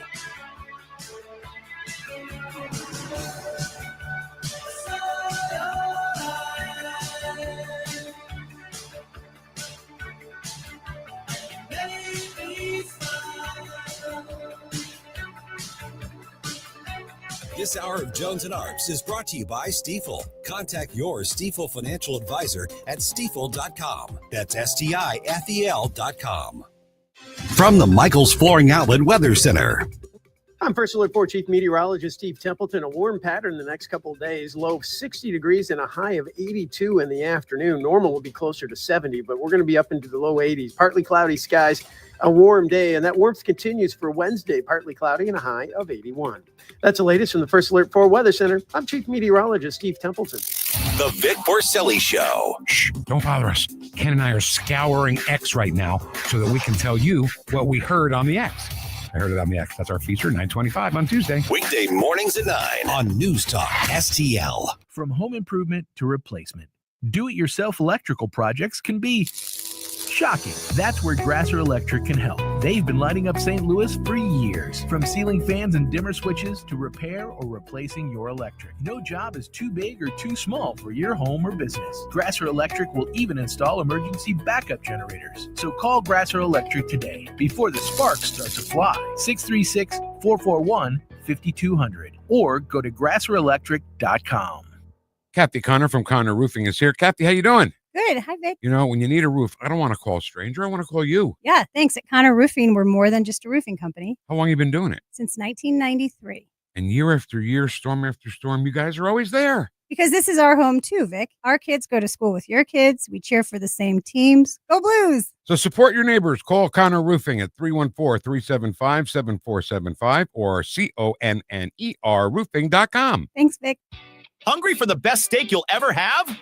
Head to the heart of Moscow Mills and discover Harry J's, a local landmark and family-owned steakhouse, serving up excellence since '98. From mouth-watering appetizers to decadent desserts, Harry J's has something for everyone. Enjoy our extensive bar selection while soaking in our friendly family atmosphere. Whether dine-in or carry-out, your meal is prepared to perfection. Make the drive to 300 Main Street and treat yourself to a taste of Moscow Mills' finest. Harry J's, more than a steakhouse. We're a tradition.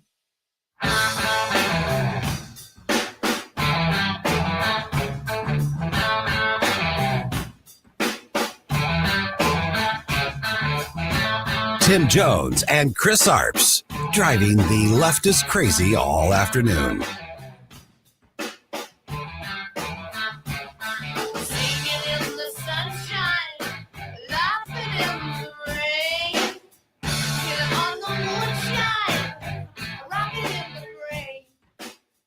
Authoritarianism.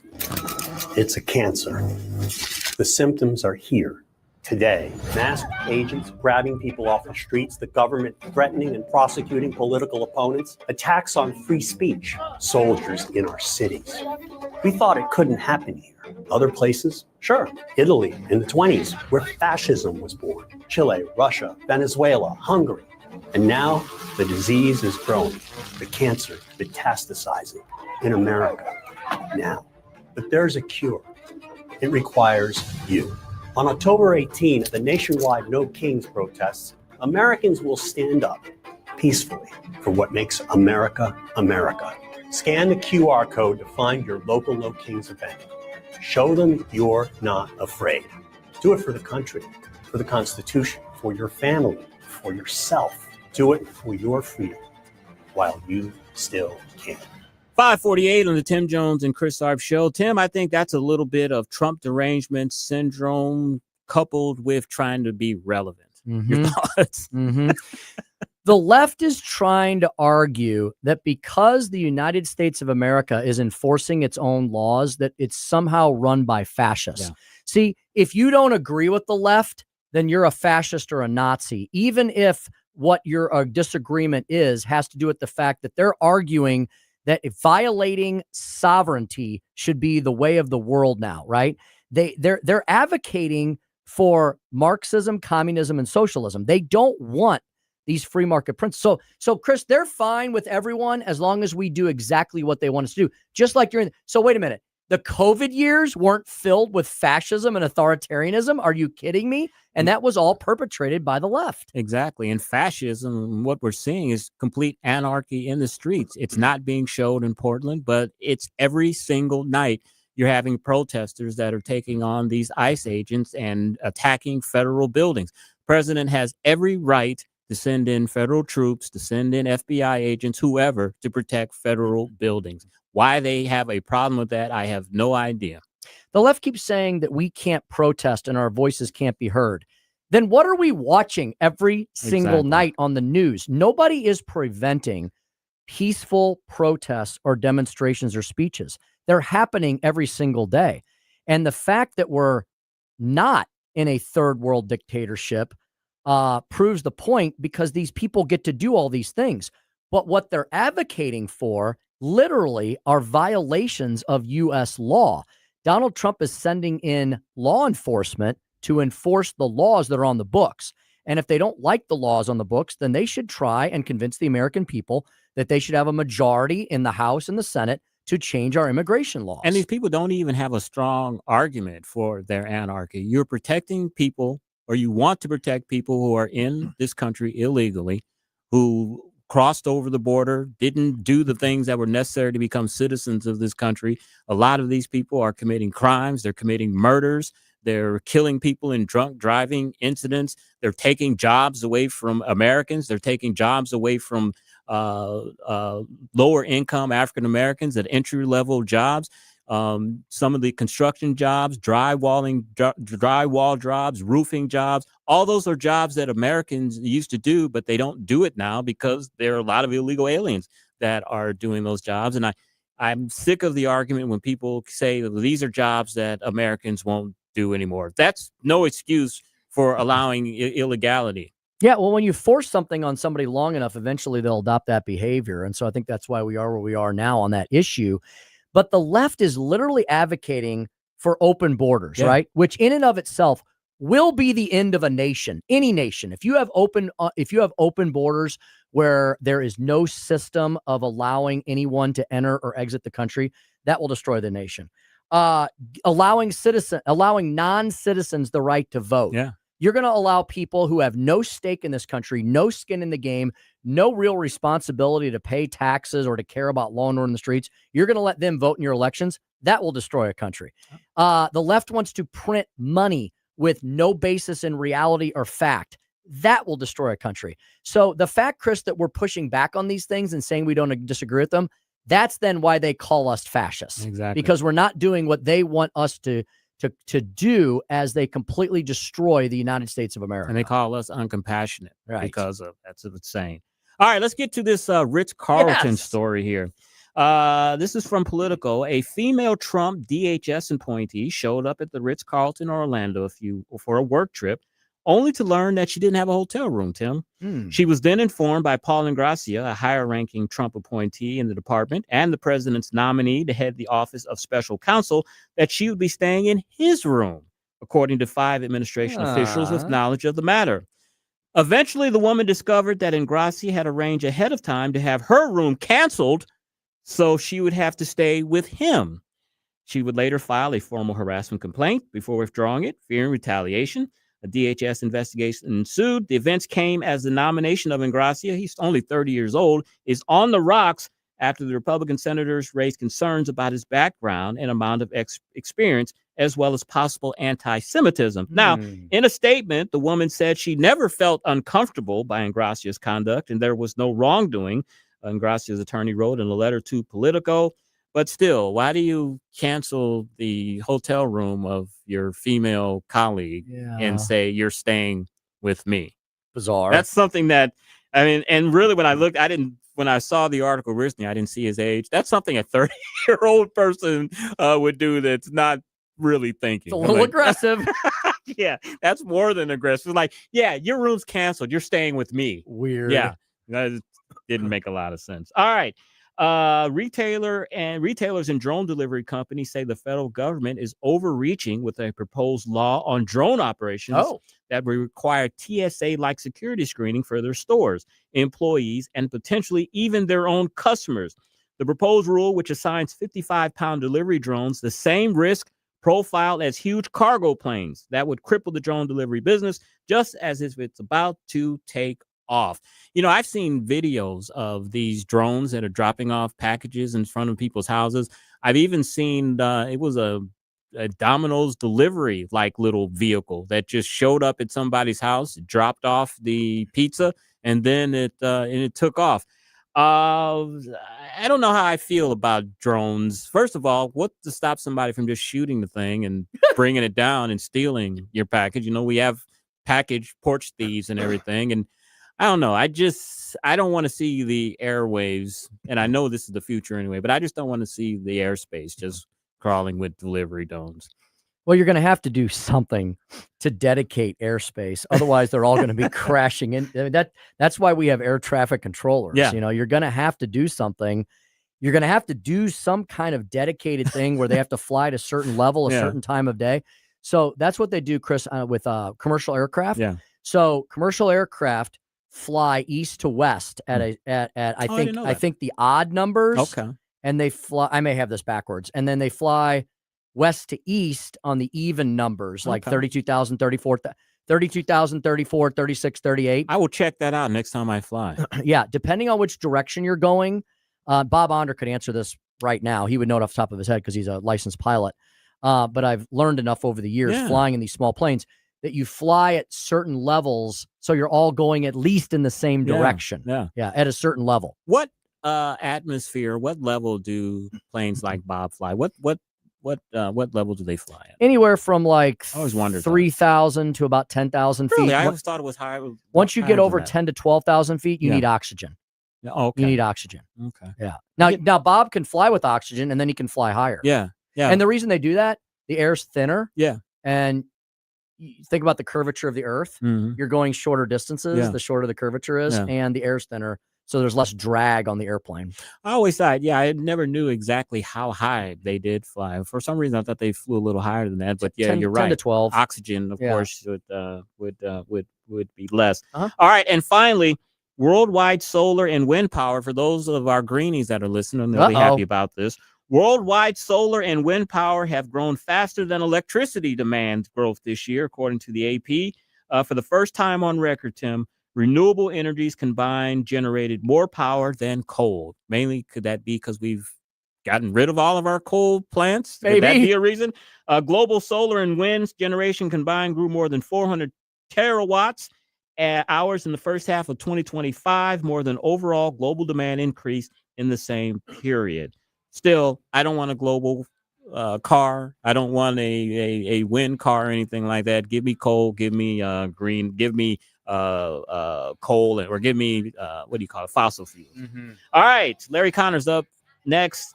Even with the multinational peace deal, Israel is still at risk, and Pritzker repeating lies about Trump. You have been listening to the Tim Jones and Chris Arps show on 101.9, 94.1 News Talk STL. Drive safe and have a great evening. Winter's coming fast. Is your furnace ready? Johnson Heating and Cooling is here to help. Get our complete furnace checkup for just $99. We'll check for gas leaks, inspect electrical connections, and examine your flue to keep your family safe and warm. We service all brands of equipment.